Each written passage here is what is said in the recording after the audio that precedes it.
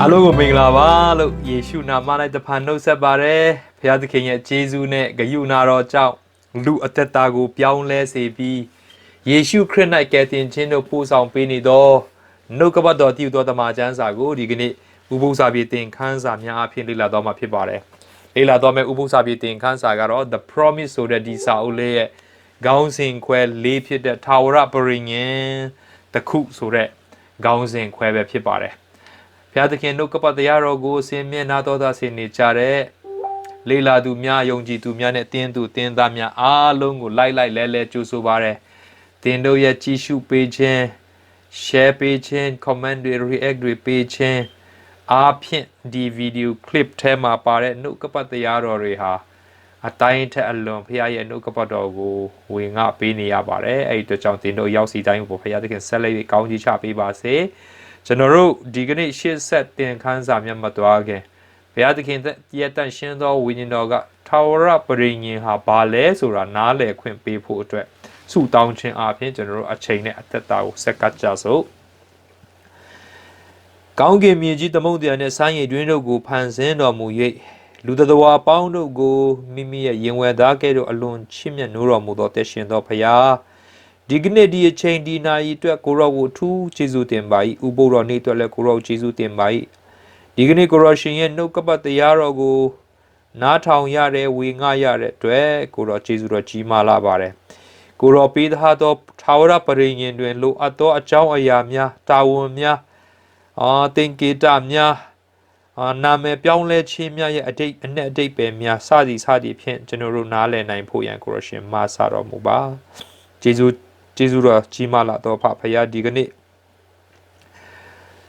အထူးသဖြင့်ကိုရိုနိုကပတ်တော်ကိုတင်ကြားပေးတဲ့ကျွန်တော်ရဲ့နှုတ်ရှားစိတ်နှလုံးတို့ကိုကိုရောအသုံးပြုခြင်းအပြင်ကိုရောရဲ့တစားပလာကဲ့သို့ဖြစ်အလိုတော်ကိုဖော်ပြနိုင်ရတဲ့အစွမ်းတတ္တိနှုတ်စွမ်းတတ္တိစိတ်ပညာတတ္တိကိုကိုရောရှင်ပေးသနာတော်မူပါထို့ပြင်မကနားထောင်တော်သူရောက်စီတိုင်းလည်းပြန်လဲဝေငှတော်သူများရှိမည်ဖြစ်တယ်ပြန်လဲ၍ဖြေချမဲ့လူလည်းရှိမည်ဖြစ်တယ်သူတို့ရဲ့ဆိုင်ရာအသုံးပြုမဲ့နေရာမှာအသက်တာမှာအသုံးပြုသည်ဖြစ်စေထိရောက်စွာထိမိစွာထက်မြက်စွာအသုံးပြုနိုင်မိကြောင်းသူတို့ကိုလည်းကိုရရှင်အတူပါရှိ၍မဆာတော်မူပါကိုရောဖျားမြန်မာနိုင်ငံမှာဒုက္ခရောက်နေကြတဲ့ပြည်သူပြည်သားများငိုကြွေးဝမ်းနည်းပြီးကြောက်ရွံ့ပြီးလန့်ပြန့်ပြီးတော့နေရတဲ့မိသူမဆိုကိုရောသူတို့နဲ့သူပါရှိ၍သူတို့ကိုရရှင်နှစ်သိမ့်ပေးတော်မူပါအကြည်အရှုကြွတော်မူပါအမအစပေးသနာတော်မူပါကိုရောရဲ့ခိုင်ခန့်သောလက်ယုံတော်သည်မြန်မာပြည်မှာရှိသောကိုရောရှင်ရဲ့သားသမီးများရောက်စီတိုင်းအတွက်ကျွန်တော်တို့မျှော်လင့်ပါတယ်ကိုရောဖခင်ကိုရောအမှုပြုတဲ့နေ့ကိုကျွန်တော်တို့စောင့်မျှော်ရင်းနဲ့ကိုရောကိုယုံကြည်အားကိုလည်းရှိပါတယ်ဒီထက်ပူပိတာယာကောင်းမွန်တဲ့အပြစ်စစ်မရှိတဲ့နေရာကိုရောတဖန်ပြန်လဲဖန်ဆင်းမဲ့ကောင်းကင်တင့်တဲ့မြေကြီးတစ်မှာသားသမီးတို့ရောက်စီတိုင်းရောက်ရှိတဲ့နေ့တိုင်အောင်တစ္ဆာရှိပြီးကိုရောကြွလာသောအခါသာဓုတစ္ဆာရှိသောငယ်သားကောင်းအခေါ်ခံရသောသူများရောက်စီတိုင်းဖြစ်ဖို့ရန်ဒီအချိန်တိုင်းမှာပါဝင်ကြမဲ့ကိုရောရှင်သားသမီးရောက်စီတိုင်းကိုရောရှင်ကောင်းကြီးပေးလက်ဒီနှုတ်ကပတ်တော်ကိုနားထောင်ယုံမကပြန်လဲဝေငှမဲ့သူတွေရဲ့တက်တာမှာလဲကိုရောရှင်အထူးကောင်းကြီးပေးပြီးတော့နှုတ်ကပတ်တော်ဒီသားသမီးတို့အတွက်အသက်ရှင်ခြင်းအခွင့်ပေးသောအရာဖြစ်စေပါမည်အကြောင်းအလွန်မြတ်တော်မူသောတပါးသောသားတော်သခင်ယေရှုနာမကိုမြည်ပြုလယူသည်ဆိုဖြင့်ဆုတောင်းပါ၏ဖခင်အာမင်ဟုတ်ကဲ့ပါကျွန်တော်ဒီကနေ့တင်ကြားမဲ့တင်ခန်းစာရဲ့အလွတ်ကျမ်းချက်ပဲမှာတွေ့ရတယ်ဆိုကပောက်ချက်ခန်းကြီးဆက်ခွန်အငယ်ခွန်မှာတွေ့ရပါတယ်ကပောက်ချက်ခန်းကြီးဆက်ခွန်အငယ်ခွန်ကျွန်တော်ဒီမှာနည်းနည်းလေးကွယ်ဖြစ်လို့ကျွန်တော်ကျမ်းစာအုပ်ထဲကနေပဲဖတ်ပါပဲငါဒီတင်ဤဖခင်တင်နောက်၌တင်အမျိုးအနွယ်ဤဖခင်ဖြစ်မည်ဟုတင်နဲ့တင်အမျိုးအနွယ်အစဉ်အဆက်တို့၌ငါပရိငင်ကိုထာဝရပရိငင်ဖြစ်စေမည်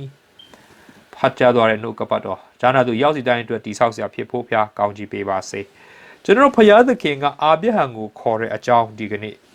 ပြီးတော့ခေါ်ပြီးတော့သူနဲ့အထူးမိတ္တဟာယဖွဲ့တဲ့အကြောင်းဖြစ်ပါတယ်ပြီးတော့ဖျားသခင်ကကယ်တင်ခြင်းစီမံကိန်းကိုသူ့ကိုဖော်ပြပြီးတော့အဲ့ဒီစီမံကိန်းအဖြစ်လောကမှာရှိတဲ့လူမျိုးတွေအားလုံးကိုကယ်တင်ဖို့အာဗြဟံစီမှာသူ့ရဲ့အကြံစီတော်ကိုပြောပြတာဖြစ်တယ်အာမုတ်ခိုင်း3ငယ်ခေါ်မှာဘုရားသခင်ကသူ့ရဲ့ prophet တွေကိုမပြဘဲနဲ့ဘာအမှုကိုမပြုတ်ဘူးလို့ရေးထားပါတယ်ဟုတ်ပါတယ်ဘုရားသခင်ကတောတုံဂေါမောရမြို့ကိုဖျက်ဆီးမဲ့အရေးမှာတော့အာဗြဟံကိုတိုင်ပင်ပါတယ် ဒီတော့ဖျားသခင်ရဲ့လူဖြစ်ခြင်းဟာဘလောက်ထိမြင့်မြတ်တယ်လဲလောကမှာမောရှေဆိုရင်ဖာရောဘယင်နဲ့အီဂျစ်လူမျိုးတွေတက်ဖျားအနေနဲ့ငါဖန်ဆင်းတယ်လို့တောင်ပြောပါတယ်เนาะဆိုတော့ကျွန်တော်လောကီဓာတ်တွေကကျွန်တော်တို့ကိုအုပ်စိုးဖို့မဟုတ်ဘဲနဲ့ကျွန်တော်တို့လောကီဓာတ်တွေကိုဥဆောင်ပြီးတော့ကဲတင်ချင်းရဖို့ရဖျားကကျွန်တော်တို့ကိုမိတ်သိပ်ပေးနေတာဖြစ်တယ်အဲ့ဒါကြောင့်တင်ဟာယုံကြည်သူဖြစ်ရခြင်းဟာအချင်းကြီးမဟုတ်ဘူးဖျားမှာအကြံစီတော်ရှိတယ်အဲ့ဒီအကြံစီတော်တိုင်းတင်သွားဖို့ပဲလိုအပ်တယ်ယုံကြည်ဖို့ပဲလိုအပ်တယ်အာဘိဟာတော့ယုံကြည်တယ်ဗျအကျွမ်းမဲ့ယုံကြည်တာတားကိုတောင်ပေးပြီးတော့ယုံကြည်တာသူပြသွားတယ်အဲ့ဒါကြောင့်သူရဲ့တာဝန်တွေဘာတွေလဲဆိုတာဒီကနေ့ကျွန်တော်တွေ့သွားမယ်ကြည်သွားမယ်ပြီးတော့သူနဲ့ဖျားဆက်ကြားထဲမှာအဲ့ဒီပရိညင်ရဲ့လက်ခဏာတက်တရားဘာတွေရှိတယ်လဲဆိုတာလည်းကျွန်တော်တို့ကြည့်ရမှာဖြစ်တယ်ပြီးတော့ဖျားရဲ့နာမတော့နှမျိုးကိုကျွန်တော်တွေ့ရမှာဖြစ်တယ်ပြီးတော့ဘာကြောင့်အာဘိဟာရဲ့နာမည်ကိုလဲနေရတာလဲဆိုတဲ့အကြောင်းအရာလည်းကျွန်တော်တို့ဒီကနေ့အနည်းငယ်ပြောသွားမှာဖြစ်ပါတယ်ဒီတော့အာဘိဟာရဲ့အသက်တာမှာနော်ဖယားနဲ့ယင်းနီးဖို့အတွက်ဒါမှမဟုတ်ဖယားနဲ့ဗရိငင်ဖွဲ့လိုက်တဲ့အခါမှာသူဖြစ်ချင်တဲ့ဟာရဲ့နောက်ကိုသူလိုက်သလားဒါမှမဟုတ်ရင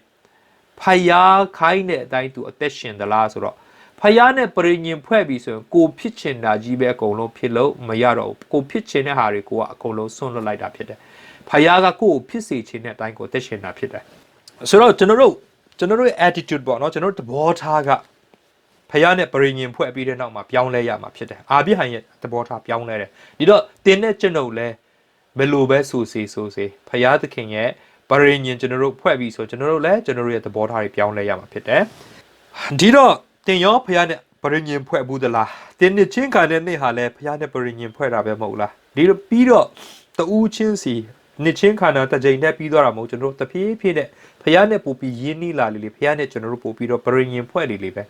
တင်ရဲ့ပရိညင်တွေတင်ပြန်တတိယပါဖယားနဲ့သွားပါလို့ကျွန်တော်နေအားပေးခြင်းနဲ့တနင်္ဂနွေနေ့တင်ကစားသွားမယ်ယာဝေးဆိုတဲ့နာမည်ပေါ့နော်ယာဝေးနဲ့အာဘိဟိုင်ပရိညင်ဆိုပြီးတော့ရေးထားပါတယ်ယာဝေးဆိုတဲ့စကားလုံးကိုကျွန်တော်တို့ကပ္ပဦးကျမ်းခန်းကြီး15အငယ်ခွန်မှာအာဘိဟန်နဲ့သူစကားပြောတဲ့နေရာမှာအဲ့ဒီစကားလုံးကိုပထမဆုံးသုံးထားတာတွေ့ရပါတယ်။တဖန်ငါသည် EP ကိုတင်အမွေခံစရာဖို့တင်အားပေးလိုသောငါခလဒဲပီတာတို့နေသောဥရမြို့မှတင့်ကိုထုတ်ဆောင်သောထာဝရဘုရားဖြစ်သည်ယဝေးဖြစ်သည်ဟုမိန့်တော်မူလျင်လို့ရေးထားပါတယ်ဒီစကားလုံးဟာဘုရားသခင်နဲ့ဒီအာပြန်ကြားမှာပထမဆုံးအပြန်အလှန်ပြောတဲ့စကားဖြစ်ပါတယ်ဒီမှာပထမဆုံးသုံးသွားတဲ့စကားလည်းဖြစ်ပါတယ်ဒီတော့ဒီယာဝေးဆိုတဲ့စကားလုံးကိုကျွန်တော်တို့ထပ်မံပြီးတော့လေ့လာသွားမှာဖြစ်ပါတယ်ဒီအပြင်မောရှေဒီကပ္ပဦးကျမ်းကိုလည်းမောရှေပဲရေးတာဖြစ်တဲ့အတွက်ကြောင့်မောရှေကသူစာတက်ရေးတဲ့နေရာမှာထာဝရဘုရားနဲ့သူအာဘိဟန်နဲ့တွေ့သောပုဂ္ဂိုလ်ထာဝရဘုရားဆိုပြီးသုံးလုံးထားတာကျွန်တော်တွေ့ပါတယ်ဒါပေမဲ့ဒီအခန်းကြီး15အငယ်ခွန်မှာရှင်းရှင်းလင်းလင်းတွေ့ရတာကတော့ဘုရားကတင့်ကိုလို့ပြောတဲ့အတွက်ကြောင့်ဘုရားနဲ့အာဘိဟန်ကြားထဲမှာစကားအပြန်အလှန်ပြောခြင်းဒါမှမဟုတ်ဘုရားကသူ့ကိုစကားပြောခြင်းဖြစ်တယ်ဘယ်လိုပြောလဲဆိုတော့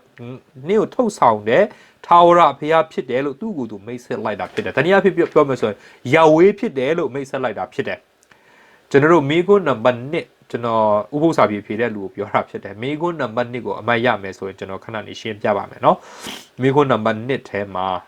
lesson 2ထဲမှာပါတယ်မိခွန်းတစ်ခုပေါ့เนาะတပြည့်ကြခိုင်းတော့ငယ်14မှာဘုရားသခင်ကလည်းငါဖြစ်တည်တိုင်းငါဖြစ်၏ဟုဟူ၍၎င်းငါဖြစ်တည်ဟု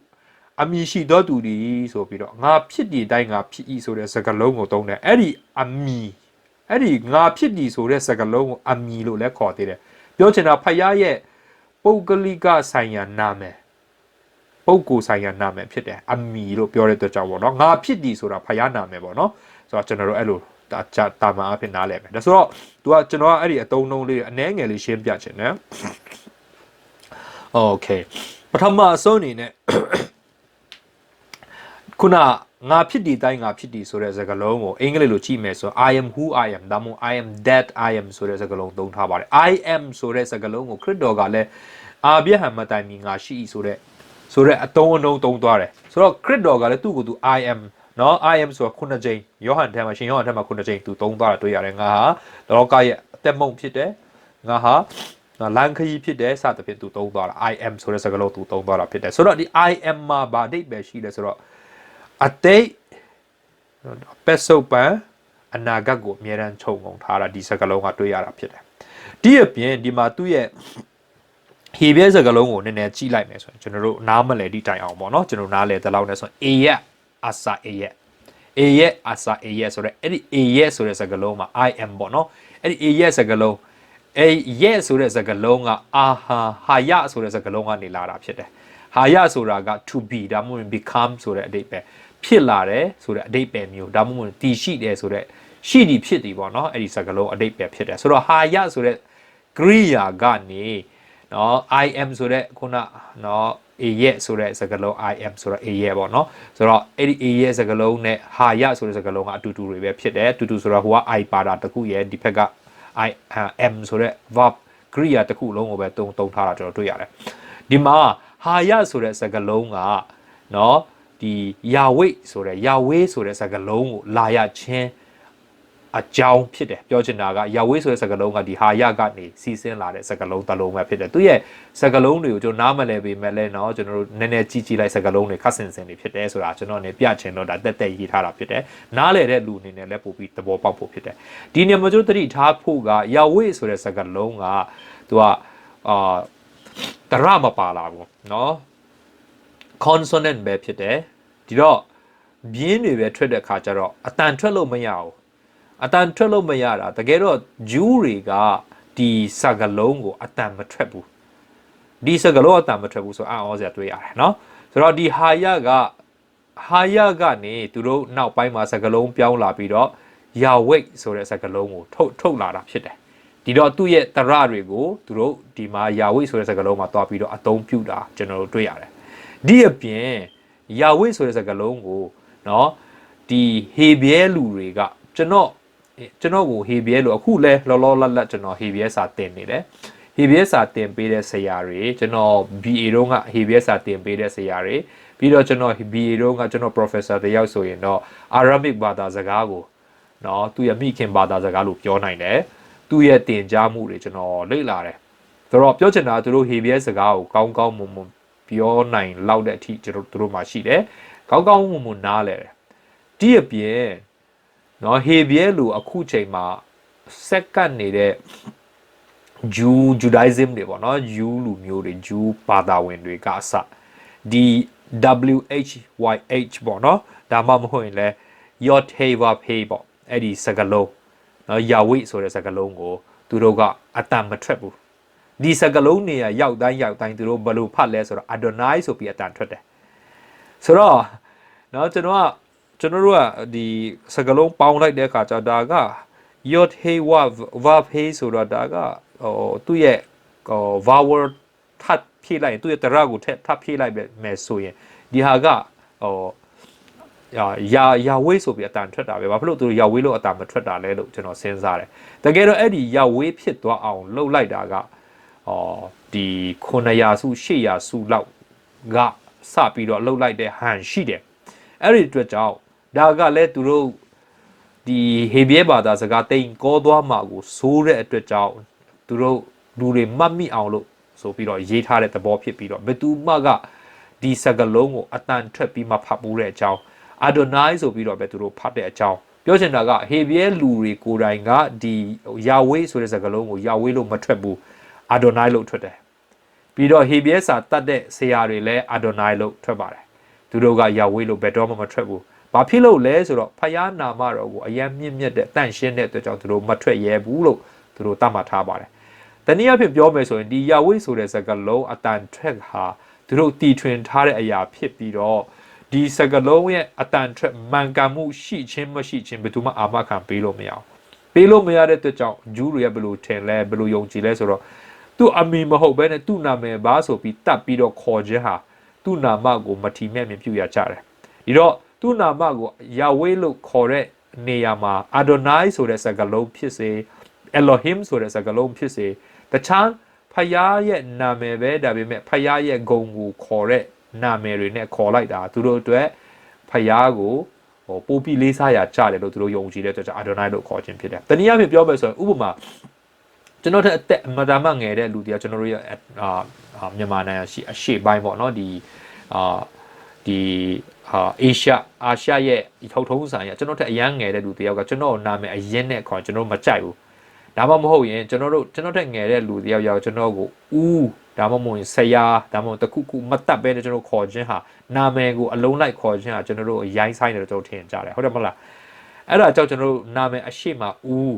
အတော်နော်အမမောင်စသဖြင့်ကျွန်တော်တို့တပ်ပြီးတော့ခေါ်လေးရှိတယ်အဲ့ဒါကျွန်တော်တို့ထုံးစံပဲဒီတော့ကျွန်တော်ဖယားသခင်နာမတော်ကိုဒီတိုင်းပဲခေါ်ခြင်းဟာ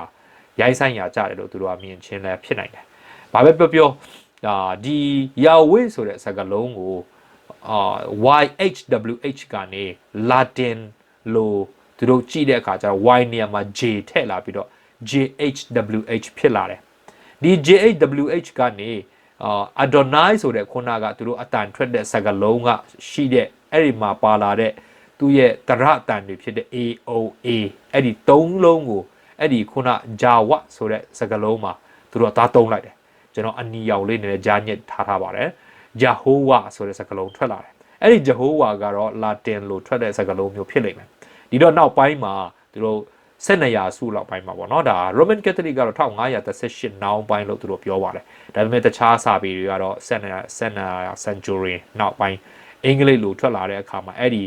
Jehovah ဆိုတဲ့စကားလုံးကို Jehovah ဆိုပြီးတော့ရေးလာတယ်ဆိုတော့ဒီကနေ့ King James Version မှာတော့ Jehovah ဆိုတဲ့စကားလုံး3-4ချိန်မြင်ရတယ်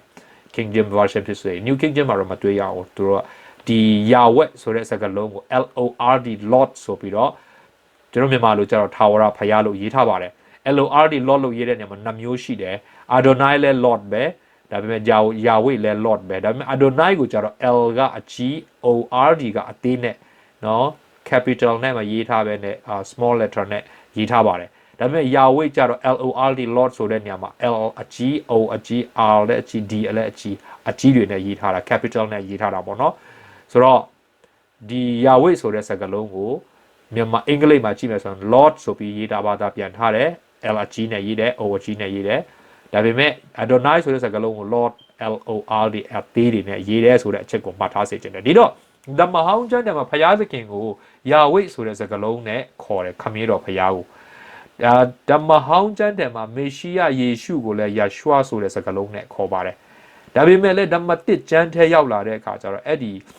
သခင်ဆိုတဲ့စကားလုံးပေါ့နော်အဲ့ဒီယာဝိဆိုတဲ့စကားလုံးကို LXX လို့ခေါ်တဲ့ခရစ်တော်မပေါ်ခင်နှစ်ပေါင်း300လောက်မှာဒါမှမဟုတ်200ဝန်းကျင်ပေါ့အဲ့ဒီဝန်းကျင်မှာရေးသားထားတဲ့ Greek ဓမ္မဟောင်းကျမ်းကို Greek လိုဘာသာပြန်ထားတဲ့စာအုပ်တွေထဲမှာဒီစာအုပ်တွေထဲမှာဒီLord Yahweh ဆိုတဲ့စကားလုံးကို Kurios ဆိုပြီးရေးထားဘာသာပြန်ထားပါတယ်ဆိုတော့ Greek လိုက Yahweh ကို Yahweh လို့မပြန်ဘဲနဲ့ Kurios လို့ဘာသာပြန်ထားတယ်သခင်ယေရှုကိုယ်တိုင်ကဒီစကားလုံးကိုသုံးတယ်သခင်ယေရှုကိုယ်တိုင်ကိုလည်း Kurios Isos ဆိုပြီးတော့ခေါ်တယ်ဓမ္မတစ်ကျမ်းတစ်ခုလုံးမှာလည်းYahweh ဆိုတဲ့အသုံးအနှုန်းအစား Kurios ဆိုတဲ့စကားလုံးပဲသုံးတယ်ဆိုလိုတာကတချို့လူတွေကထင်တာကYahweh လို့မခေါ်မိဘူးဆိုရင်ဖယားကိုမခေါ်မိဘူးလို့သူတို့ထင်တတ်ကြတယ်ဒါပေမဲ့တကယ်တမ်းကျတော့ခရစ်တော်ကိုယ်တိုင်လည်းYahwehလို့သူဖယားကိုမခေါ်ဘူးAbbaလို့ခေါ်တယ်Abbaဆိုတာအဖေပေါ့နော်ဒါမှမဟုတ်ရင်လည်း Eloi Eloi lama sabachthani ဒါကသူရဲ့ Aramaic စကားနဲ့ပြောတာဖြစ်တယ် Eloi လို့ခေါ်တယ်ဒါတွေကလည်းသူ့သခင်ဖယားအဖလို့ခေါ်တာလည်းဖြစ်တယ်ဆိုလိုတာကဒါYahwehဆိုတဲ့စကားလုံးခေါ်ရမယ်ဒီနာမည်မခေါ်ဘူးဆိုဖယားကိုမခေါ်မိဘူးဆိုတဲ့အတွေးအခေါ်နဲ့တွင်တင်ချက်ဟာတကယ်တော့လုံးဝမာယွန်းတဲ့အရာတစ်ခုဖြစ်တယ်။ဘာကြောင့်လဲဆိုတော့ဟေဘရဲတွေကိုယ်တိုင်ဒီနေ့ရှိနေတဲ့ဂျူးတွေကိုယ်တိုင်ကYahwehလို့မခေါ်တာရဲ့တစ်ခုပြီးတော့ခရိယန်ဟေဘရဲစာကိုသင်ပေးနေတဲ့ဆရာကြီးတွေကိုယ်တိုင်ကဒီစကားလုံးကိုYahwehလို့မခေါ်ဘဲနဲ့ Adonai လို့ခေါ်နေတယ်ဒီဂျူးတွေလည်း Adonai လို့ပဲခေါ်နေတာတစ်ခုခရစ်တော်ကိုယ်တိုင်ကYahwehလို့မခေါ်ဘဲနဲ့နော် Kurios လို့ခေါ်တာတခုဒါမှမဟုတ်ရင် Abba ဒါမှမဟုတ် Eloi ဆိုတဲ့စကားလုံးတွေနဲ့ခေါ်တာတခုတမန်တော်တွေနဲ့တပည့်တော်တွေအားလုံးကလည်းဒီ Kurios ဆိုတဲ့စကားလုံးနဲ့ပဲခေါ်ပြီးYahwehလို့တခါမှမခေါ်ဘူးသခင်ယေရှုကိုလည်း Yeshua လို့သူတို့မခေါ်ဘူးဆိုတာကျွန်တော်တို့သိစေချင်တယ်ပြီးတော့ဓမ္မတစ်ကျမ်းတစ်ခုလုံးမှာလည်းဒီစကားလုံးYahwehဆိုတဲ့စကားလုံးတစ်လုံးမှမရှိဘူးဆိုတာသိစေချင်တယ်ဆိုလိုတာကဒီYahwehလို့ခေါ်မှဖယားကနားလေတယ်ထူးတယ်ဆိုတဲ့အတွေးအခေါ်ကိုကျွန်တော်ကျမ်းစာနဲ့မညီတဲ့အကြောင်းကိုကျွန်တော်ပြောပြခြင်းဖြစ်ပါတယ်ဒီတော့ကျွန်တော်တို့အနေနဲ့ထာဝရဖယားကိုလို့ခေါ်လိုက်ခြင်းဟာ အင်မတန်မှလုံလောက်တဲ့ဟာဖြစ်တယ်ယာဒူးနဲ့ခေါ်လိုက်တာဖြစ်တယ်နော်ယာဒူးနဲ့ခေါ်လိုက်တာဖြစ်တယ်သူရဲ့နာမတော်ဆိုတော့ကမှာ I am ဆိုတဲ့ငါဖြစ်တည်တိုင်းငါဖြစ်၏ဆိုတဲ့စကားလုံးကလည်းသူ့ရဲ့နာမပဲဖြစ်တယ်လို့ခုနကျွန်တော်ဖတ်ပြီးပြီဖြစ်တယ်ဆိုတော့ငါဟုခေါ်တော့ဖယားလို့ကျွန်တော်ပြောမယ်ဆိုရင်လည်းရတာပဲဖြစ်တယ်နော်ဆိုတော့ဒါဖယားရဲ့နာမပဲဒါလဲဆိုတော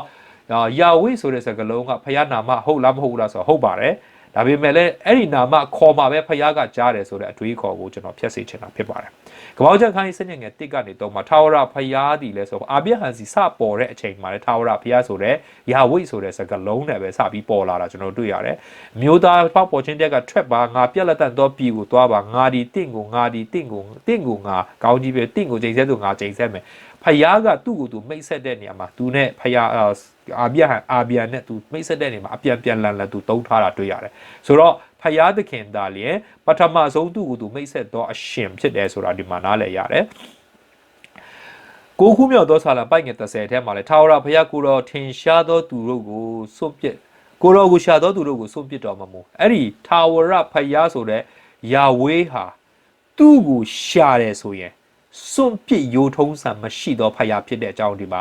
ယာဝေးရဲ့အ내အတိတ်ပဲလို့ပြောမလားဒါမှမဟုတ်ယာဝေးဆိုတဲ့ဂုံပုတ်ဟာနော်ဓမ္မဟောင်းကျမ်းထဲမှာဒီကျမ်းစာတွေကပုံကိုယ်ရနာမည်လို့ပြောလိုက်တာ ਨੇ သူတို့မှာဘာအတိတ်ပဲတွေဆောင်လဲဆိုတော့နာမည်ဆိုတော့ ਨੇ သူတို့ရဲ့အကိုကျင့်တရားကိုပြောတာဖြစ်တယ်သူတို့ရဲ့ဇာရိတကိုပြောတာဖြစ်တယ်ဒီတော့7 Bible commentary ထဲမှာစာမျက်နှာ923ထဲမှာဘယ်လိုရေးထားလဲဆိုတော့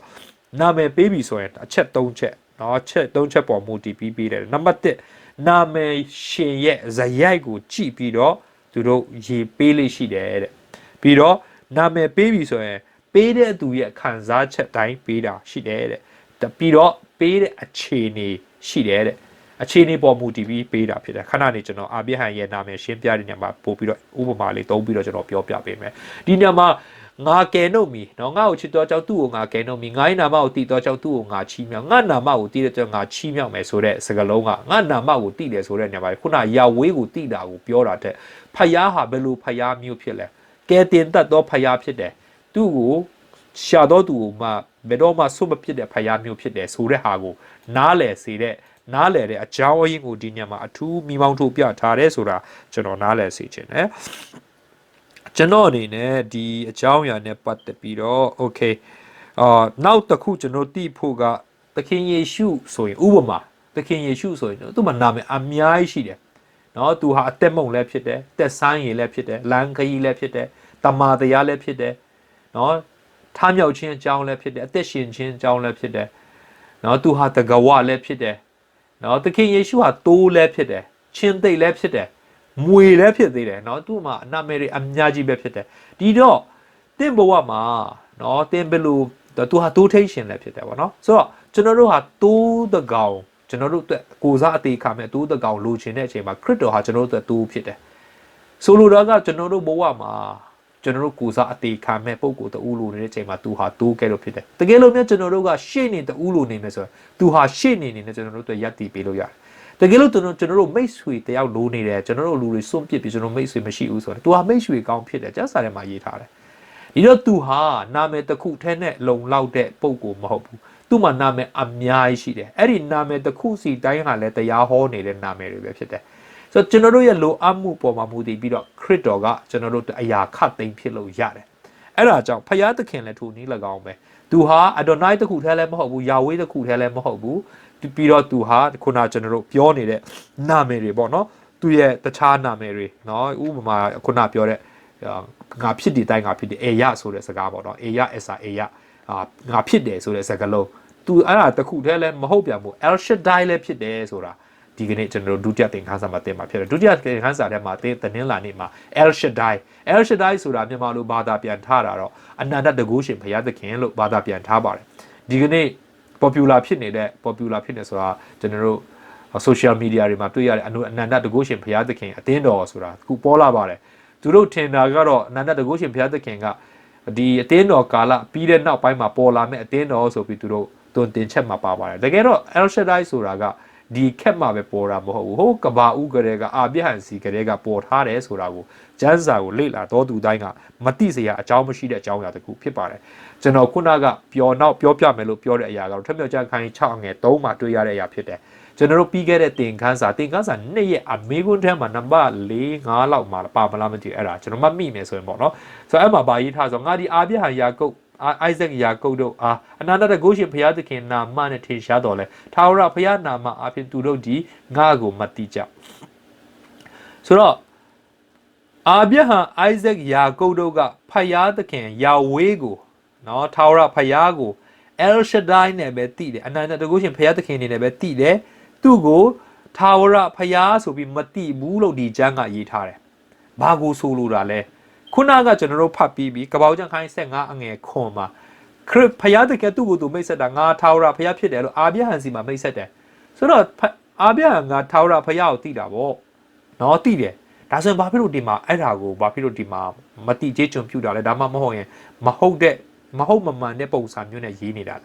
သူပြောချင်တဲ့အကြောင်းအရာကျွန်တော်တို့ဒီမှာခန်းကြီး7ခွန်အငယ်1မှာတစ်ချက်ကြည့်မယ်နော်ထို့နောက်အာဗျဟန်ဒီအသက်69နှစ်ရှိတော့ကထာဝရဘုရားဒီအာဗျဟန်ထင်ရှားတော်မူငါသည်အနန္တတကုရှင်ဘုရားသခင်ဖြစ်၏ငါရှိမှတွာလာရေးဆုံးလင်ခြင်းရှိတော့ဆိုတော့သူ့ကိုသူမိတ်ဆက်တဲ့နေရာမှာခန်းကြီး7ခွန်အငယ်1မှာဘုရားသခင်ကအာဗျဟန်စီမိတ်ဆက်တဲ့အခါမှာငါဒီအနန္တတကုရှင်ဘုရားသခင်ဖြစ်တယ်လို့တကယ်ပဲမိတ်ဆက်ထားတာကျွန်တော်တွေ့ရတယ်ဆိုတော့ထာဝရဘုရားဒီအာဗျဟန်ထင်ရှားတယ်လို့ပြောတာထာဝရဘုရားဒီလို့ရေးတဲ့အတုံးအတုံးကကြည့်လိုက်မယ်ဆိုရင်မောရှေရေးတာဆိုတော့မောရှေကဖယားသခင်ကိုထာဝရဖယားလို့သူတည်ထားတယ်เนาะတနည်းဖြစ်စီယာဝေးလို့တည်ထားတယ်ယာဝေးလို့တည်ထားတဲ့အတွက်ကြောင့်ယာဝေးဟာအာဗြဟံစီမှာထင်ရှားတယ်ငါဟာ El Shaddai ဖြစ်တယ်ဆိုပြီးပြောထားတာဆိုတော့ဖယားကသူ့ကိုသူမိတ်ဆက်တဲ့မှာ El Shaddai ဖြစ်တယ်ဒါပေမဲ့ဖယားထင်ရှားတယ်လို့ပြောတာကတော့အာဗြဟံစီမှာဘယ်လိုထင်ရှားတယ်လဲဆိုတဲ့ဟာကိုမောရှေကရေးလိုက်ခြင်းတာဖြစ်တယ်ဒီတော့ဒီစကားလုံးထဲမှာအာဗြဟံကဖယားသခင်ကိုထာဝရဖယားနဲ့တိချင်းကမပေါ်လွင်ပါဘူးနော် तू ကအနန္တတကုရှင်ဖျားအနေနဲ့တည်ထားတာတော့ပေါ်လွင်တယ်ဒါပေမဲ့လည်းကျွန်တော်ခုနဖတ်ပြီးသားကျမ်းတွေခဏနေပြန်သွားမယ်နော်ကပောက်ချက်ခန်းကြီး7ငယ်1နဲ့ခွန်မှာထာဝရဖျားကြီးလည်းအာဗျံကိုခေါ်တော်မူ၍ဆိုတော့ထာဝရဖျားခေါ်တာပဲဖြစ်တယ် तू မိတ်ဆက်ပေးတာမဟုတ်ဘူးအငယ်ခွန်မှာထာဝရဖျားကြီးအာဗျံထင်ရှားပြီးဒါထာဝရဖျားအနေနဲ့ထင်ရှားတာယာဝေးအနေနဲ့ထင်ရှားတာနောက်အောက်မှာဆက်ဖတ်မယ်ဆိုထိုတို့ထင်ရှားတော်မူသောထာဝရဘုရားကိုထိုအရက်၌ပလင်တော်တည်လေထာဝရဘုရားကိုဆိုပြောထားတယ်ဒီစကားလုံးပဲတုံးထားကပောက်ချက်ခိုင်း73ငယ်74မှာလောတဒီအာဗျံနဲ့ထွက်ခွာသွားပြီးလေထာဝရဘုရားသည်အာဗျံကိုခေါ်၍ဆိုထာဝရဘုရားကခေါ်တာယာဝေးကခေါ်တာပဲဖြစ်တယ်ဆိုတာကိုကျွန်တော်သိရတယ်ဆိုတော့ခုနကကျွန်တော်သွားတဲ့အချက်ကိုပြန်သွားမယ်ကပောက်ချက်ခန်းကြီး15ငယ်1ကနေခွန်18ကိုကျွန်တော်ကြည့်မယ်ထို့နောက်ကဗျာဒိတ်တော်အာဖင်ထာဝရဘုရားနှုတ်ကပတ်တော်ဒီအာဗျံထံတို့ရောက်၍เนาะအာဗျံစီကိုရောက်တယ်ဆိုတဲ့စကားလုံးထာဝရဘုရားရဲ့စကားကသူ့စီရောက်တယ်ဒါ statement တစ်ခုပဲပေါ်ပြတာဖြစ်တယ်ဒါပေမဲ့အငယ်ခွန်မှာတပံငါသည်တဲ့ဘုရားကသူ့ကိုသူမိတ်ဆက်တာဤပြည်ကိုတင်အမွေခံစရာဖို့တင်အားပေးလို့တော့ငါခါလဒဲပြည်သားတို့နေသောဥရမြို့မှတင့်ကိုထုတ်ဆောင်တော့ဘယ်သူတဲ့လဲထာဝရဘုရားဖြစ်သည်တဲ့အာဗျံနဲ့ထာဝရဘုရားနဲ့စကားပြောတဲ့စကားဖြစ်တယ်ဒါက conversation ပေါ့နော်အပြန်အလှန်ပြောတဲ့စကားဖြစ်တယ်တင့်ကိုထုတ်ဆောင်သောထာဝရဘုရားဖြစ်တယ်တင့်ကိုထုတ်ဆောင်သောယာဝေးဖြစ်တယ်လို့ရေးထားတာဖြစ်တယ်ဒီတော့ခုနကကျွန်တော်တို့စဖတ်တော့ကထွက်မြောက်ရကြခိုင်း6ငယ်1နဲ့3မှာဖတ်ရတဲ့အတိုင်းဆိုရင်ဒီစကားလုံးကနော် तू ကမိသွားဟန်ရှိတယ်ဒါမှမဟုတ်တခုခုကြံခဲ့ဟန်ရှိတယ်ဒါဆိုဘာကိုပြောချင်နေရလဲအငယ်18ကြည့်မယ်ထာဝရဘုရားဒီအာဗျာနဲ့ပရိရင်ပြုတော်မူလဲဆိုတော့အဲ့ဒီထာဝရဘုရားကအာဗျာနဲ့ပြုတယ်ဆိုတော့အာဗျံကထာဝရဘုရားလို့တည်နေတယ်ဆိုတာကိုကျွန်တော်ပြောချင်တာဖြစ်တယ်ဒီတော့ဒါဆိုရင်ထွက်မြောက်ရာကျမ်းထဲမှာအခန်းကြီး6အငယ်1ထဲမှာရေးထားတဲ့အရင်တော့ကနင့်ပိုးပေးတွေကငါ့ကိုအဲ့လိုမတည်ဘူးဆိုတဲ့အရာရဲ့အတိတ်ပဲကဘာဖြစ်ချင်တာလဲဘာပြောချင်တာလဲအဲ့ဒါကျွန်တော်တို့စဉ်းစားမှာဖြစ်တယ်ဒီတော့အဲ့ဒီမှာကျွန်တော်တို့စဉ်းစားဖို့ကခဏလေးကျွန်တော်ကြည့်ကြည့်မယ်နော်ဒီအပြင်ကပောက်ချက်ခိုင်း20ငယ်14မှာအာဗျံကိုယ်တိုင်ကသူ့သားကိုပူဇော်မှုဖို့စဉ်းစားတဲ့အခါပေးလိုက်တဲ့အခါမှာသူ့ကိုဘုရားသခင်ကခြုံကြားတဲ့ကတိုးတကောင်ပေးလိုက်တဲ့အခါမှာထာဝရဘုရားငါတို့ကိုမဆတော်မူတယ်ဗာလဲပေးကမ်းတယ်ဆိုတော့ Jehovah Jireh ကျွန်တော်တို့ကိုထောက်ပံ့ပေးတော်သူဖြစ်တယ်ဆိုတဲ့စကားလုံးကို Jehovah ဆိုတဲ့စကားလုံးကိုသုံးထားတယ် Jehovah Jireh ဆိုတာခုနထာဝရဘုရားဒါမှမဟုတ်ယာဝေးဆိုတဲ့စကားလုံးကနေဒီစကားလုံးကမူရင်းစကားဖြစ်တယ်။နော်ဆိုတော့ Yehovah Jireh ဆိုတဲ့စကားလုံးကိုအာဗျံကိုယ်တိုင်သုံးနှုန်းထားတာတွေ့ရတယ်။ဒီတော့ထွက်မြောက်ကျမ်းခန်းကြီး6အငယ်3မှာပါတယ်နော် အနာတတကုရှင်ဖျားသခင်နာမနဲ့ထင်ရှားတော်ထာဝရဘုရားနာမအပြင်သူတို့ဒီငါကိုမတိကြလို့ပြောတဲ့အခါမှာဒီထာဝရဘုရားဆိုတဲ့နာမကဒီထွတ်မြောက်ကြခန်းကြီး6ရဲ့ context ကိုကျွန်တော်ပြန်ပြီးကြည့်ဖို့လိုအပ်တယ်ထွတ်မြောက်ကြခန်းကြီး6အငယ်3ကိုကြည့်တဲ့အခါမှာဒီစကားလုံးမှာကျွန်တော်ထူးဆန်းတဲ့အရာလေးတွေတချို့ပါတယ်အငယ်1မှာပါလဲဆိုတော့ခိုင်ခန့်သောလက်တော်နဲ့သူတို့ကိုပို့ဆောင်တဲ့အကြောင်းအငယ်6မှာဆိုရင်သူတို့ကိုအီဂျစ်ပြည်ကနေပို့ဆောင်ပေးတဲ့အကြောင်းရေးထားတာဖြစ်တယ်ဆိုလိုတာကထာဝရဘုရားယာဝေးဆိုသောနာမကိုခေါ်လိုက်တာ ਨੇ သူတို့ကိုကြုံခံရနေရကနေထုတ်ဆောင်ပေးသောထာဝရဘုရားဖြစ်တဲ့အကြောင်းကိုအရင်တော့ကအာဗျာကကြုံမခံဘူးလားမကြုံမခံဘူးတဲ့အခါကျသူတို့ကိုအဲ့လိုထုတ်ဆောင်ပေးခြင်းနာမတော်ထဲမှာပါတဲ့တကိုးတော်ဒါမှမဟုတ်နာမတော်ရဲ့စွမ်းဆောင်နိုင်ခြင်းကိုအာဗြဟံတို့မမြည်ဆန်းလိုက်ရဘူးမောရှေနဲ့သူ့ရဲ့လူတွေကြတော့ထာဝရဘုရားဆိုတဲ့မနေ့ယနေ့နောင်အမြဲတမ်းရှိပြီးတကိုးကြီးသောဖယားရဲ့တကိုးကိုခံစားလိုက်ရတဲ့အကြောင်းကိုဖော်ပြသွားတာဖြစ်တယ်အဲ့ဒီထွတ်မြောက်ကြံခန်းကြီး6ရဲ့ context အရထာဝရဘုရားနာမကိုသူတို့မသိဘူးလို့ပြောတာဟာထွတ်မြောက်ရာကျမ်းထဲမှာမောရှေနဲ့ဣသေလလူတွေသိတဲ့ထာဝရဘုရားသူတို့ကိုအဲဂုတုပြည်ကနေခေါ်ထုတ်ပေးနိုင်စွမ်းရှိတဲ့ထာဝရဘုရားဆိုတဲ့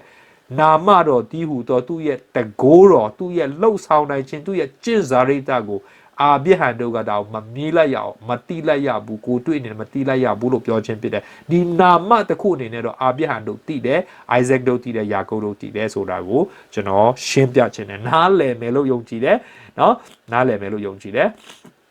โอเคနားမလည်ဘူးဆိုကျွန်တော်ပြန်ပြီးတော့တက်ရောက်ချင်းစီပြန်မေးလို့ရပါတယ်เนาะဟေရှာကန်းကြီး73အငယ်6ထာဝရဘုရားနေ့ရက်ဒီနီးသောကြောင့်ငိုကြွေးမိတမ်းကြတော့အနန္တတကိုးရှင်စီရင်တော်မူသောဘေးအန္တရာယ်ကဲလို့လာလိမ့်မယ်အနန္တတကိုးရှင်ခုန El Shaddai ကိုပြောတာဖြစ်တယ်เนาะဆိုတော့အနန္တတကိုးရှင်ဆိုတဲ့စကားလုံးကိုဒီမှာသုံးထားတွေ့ရတယ်ဟေယောလအခန်းကြီး1အငယ်15ထဲမှာထာဝရဘုရားနေ့ရက်နီးပြီးအနန္တတကိုးရှင်ဖြစ်စည်းခြင်းဘေးဆိုတော့အနန္တတကိုးရှင်ဆိုတဲ့နာမည်နဲ့ဖြစ်စည်းခြင်းဘေးအနန္တတကိုးရှင်ဆိုတဲ့နာမနဲ့ဘေးအန္တရာယ်ဆိုတဲ့စကားလုံးကိုတွဲပြီးတော့သုံးထားတာတွေ့ရတယ်ဒီတော့ကျွန်တော်တို့အခု El Shaddai ကိုသင်နေတာဖြစ်တယ်ထာဝရဘုရားဆိုတဲ့သူတို့ကယ်ထုတ်တဲ့ဘုရားဆိုတာအခုပြောနေတာမဟုတ်ဘဲနဲ့ El Shaddai ဆိုတဲ့ဘေးအန္တရာယ်ကြတဲ့လူမျိုးဖြစ်စည်းနိုင်တဲ့တကိုးကိုဖော်ပြပေးနေတဲ့တကိုးကြီးမားလာသောဘုရားအကြောင်းကိုအာဗြဟံစီမှာဖယားကသူ့ကိုသူမိတ်ဆက်ပေးထားတဲ့အကြောင်းအရာကျွန်တော်လေ့လာနေတာဖြစ်ပါတယ်။ဘောင်ကျန်ခိုင်းဆက်ခွန်ငယ်1ကနေ6ထဲမှာထို့နောက်အာဗြဟံဒီအသက်69နှစ်ရှိသောအခါအသက်69နှစ်ရှိတော့ဘာလုပ်လို့ရလဲ။ဘာမှလုပ်လို့မရဘူး။သူကလေးလည်းမရနိုင်တော့ဘူးလို့သူ့ဇနီးရဲ့အသက်ကိုကြည့်ချင်အားဖြင့်ဆိုသိရတယ်။ဟေဘရဲခိုင်း7ထဲမှာကြည့်မယ်ဆိုရင်သူ့ဇနီးကိုကတေပြီသူတို့ရဲ့ကိုခန္ဓာတေပြီလို့သူတို့တင်စားထားတယ်။ဆိုလိုတာကလေးမွေးလို့မရတော့အသေးကောင်လို့ဖြစ်နေတယ်။အဲ့လိုအသေးကောင်လို့လူဘာမှမလုပ်နိုင်တဲ့အချိန်မှာငါဒီအနန္တတကုရှင်ဘုရားသခင်ဖြစ်တယ်ငါဟာ El Shaddai ဖြစ်တယ်လို့ပြောလိုက်တဲ့ဘုရားကသူလုံနိုင်တယ်နင်တို့လူတွေကမလုံနိုင်တော့ဘူးငါကလုံနိုင်တယ်ဆိုတဲ့ဘုရားရဲ့လုံနိုင်စွမ်းကိုဒီနေရာမှာအထူးမိမောင်းထိုးပြထားတဲ့နာမတော်ဖြစ်ပါတယ်ဒီနာမကိုအသုံးပြုခြင်းအပြင်ဘုရားသခင်ရဲ့တတ်စွမ်းနိုင်ခြင်းပေါ်ပြတာဖြစ်တယ် El ဆိုတဲ့ဟာကဘုရားရဲ့တကိုး omnipotent ပေါ့နော်သူ့ရဲ့တကိုးသူ့ရဲ့ဩဇာအဲ့ဒါကိုပြောတာဖြစ်ပြီးတော့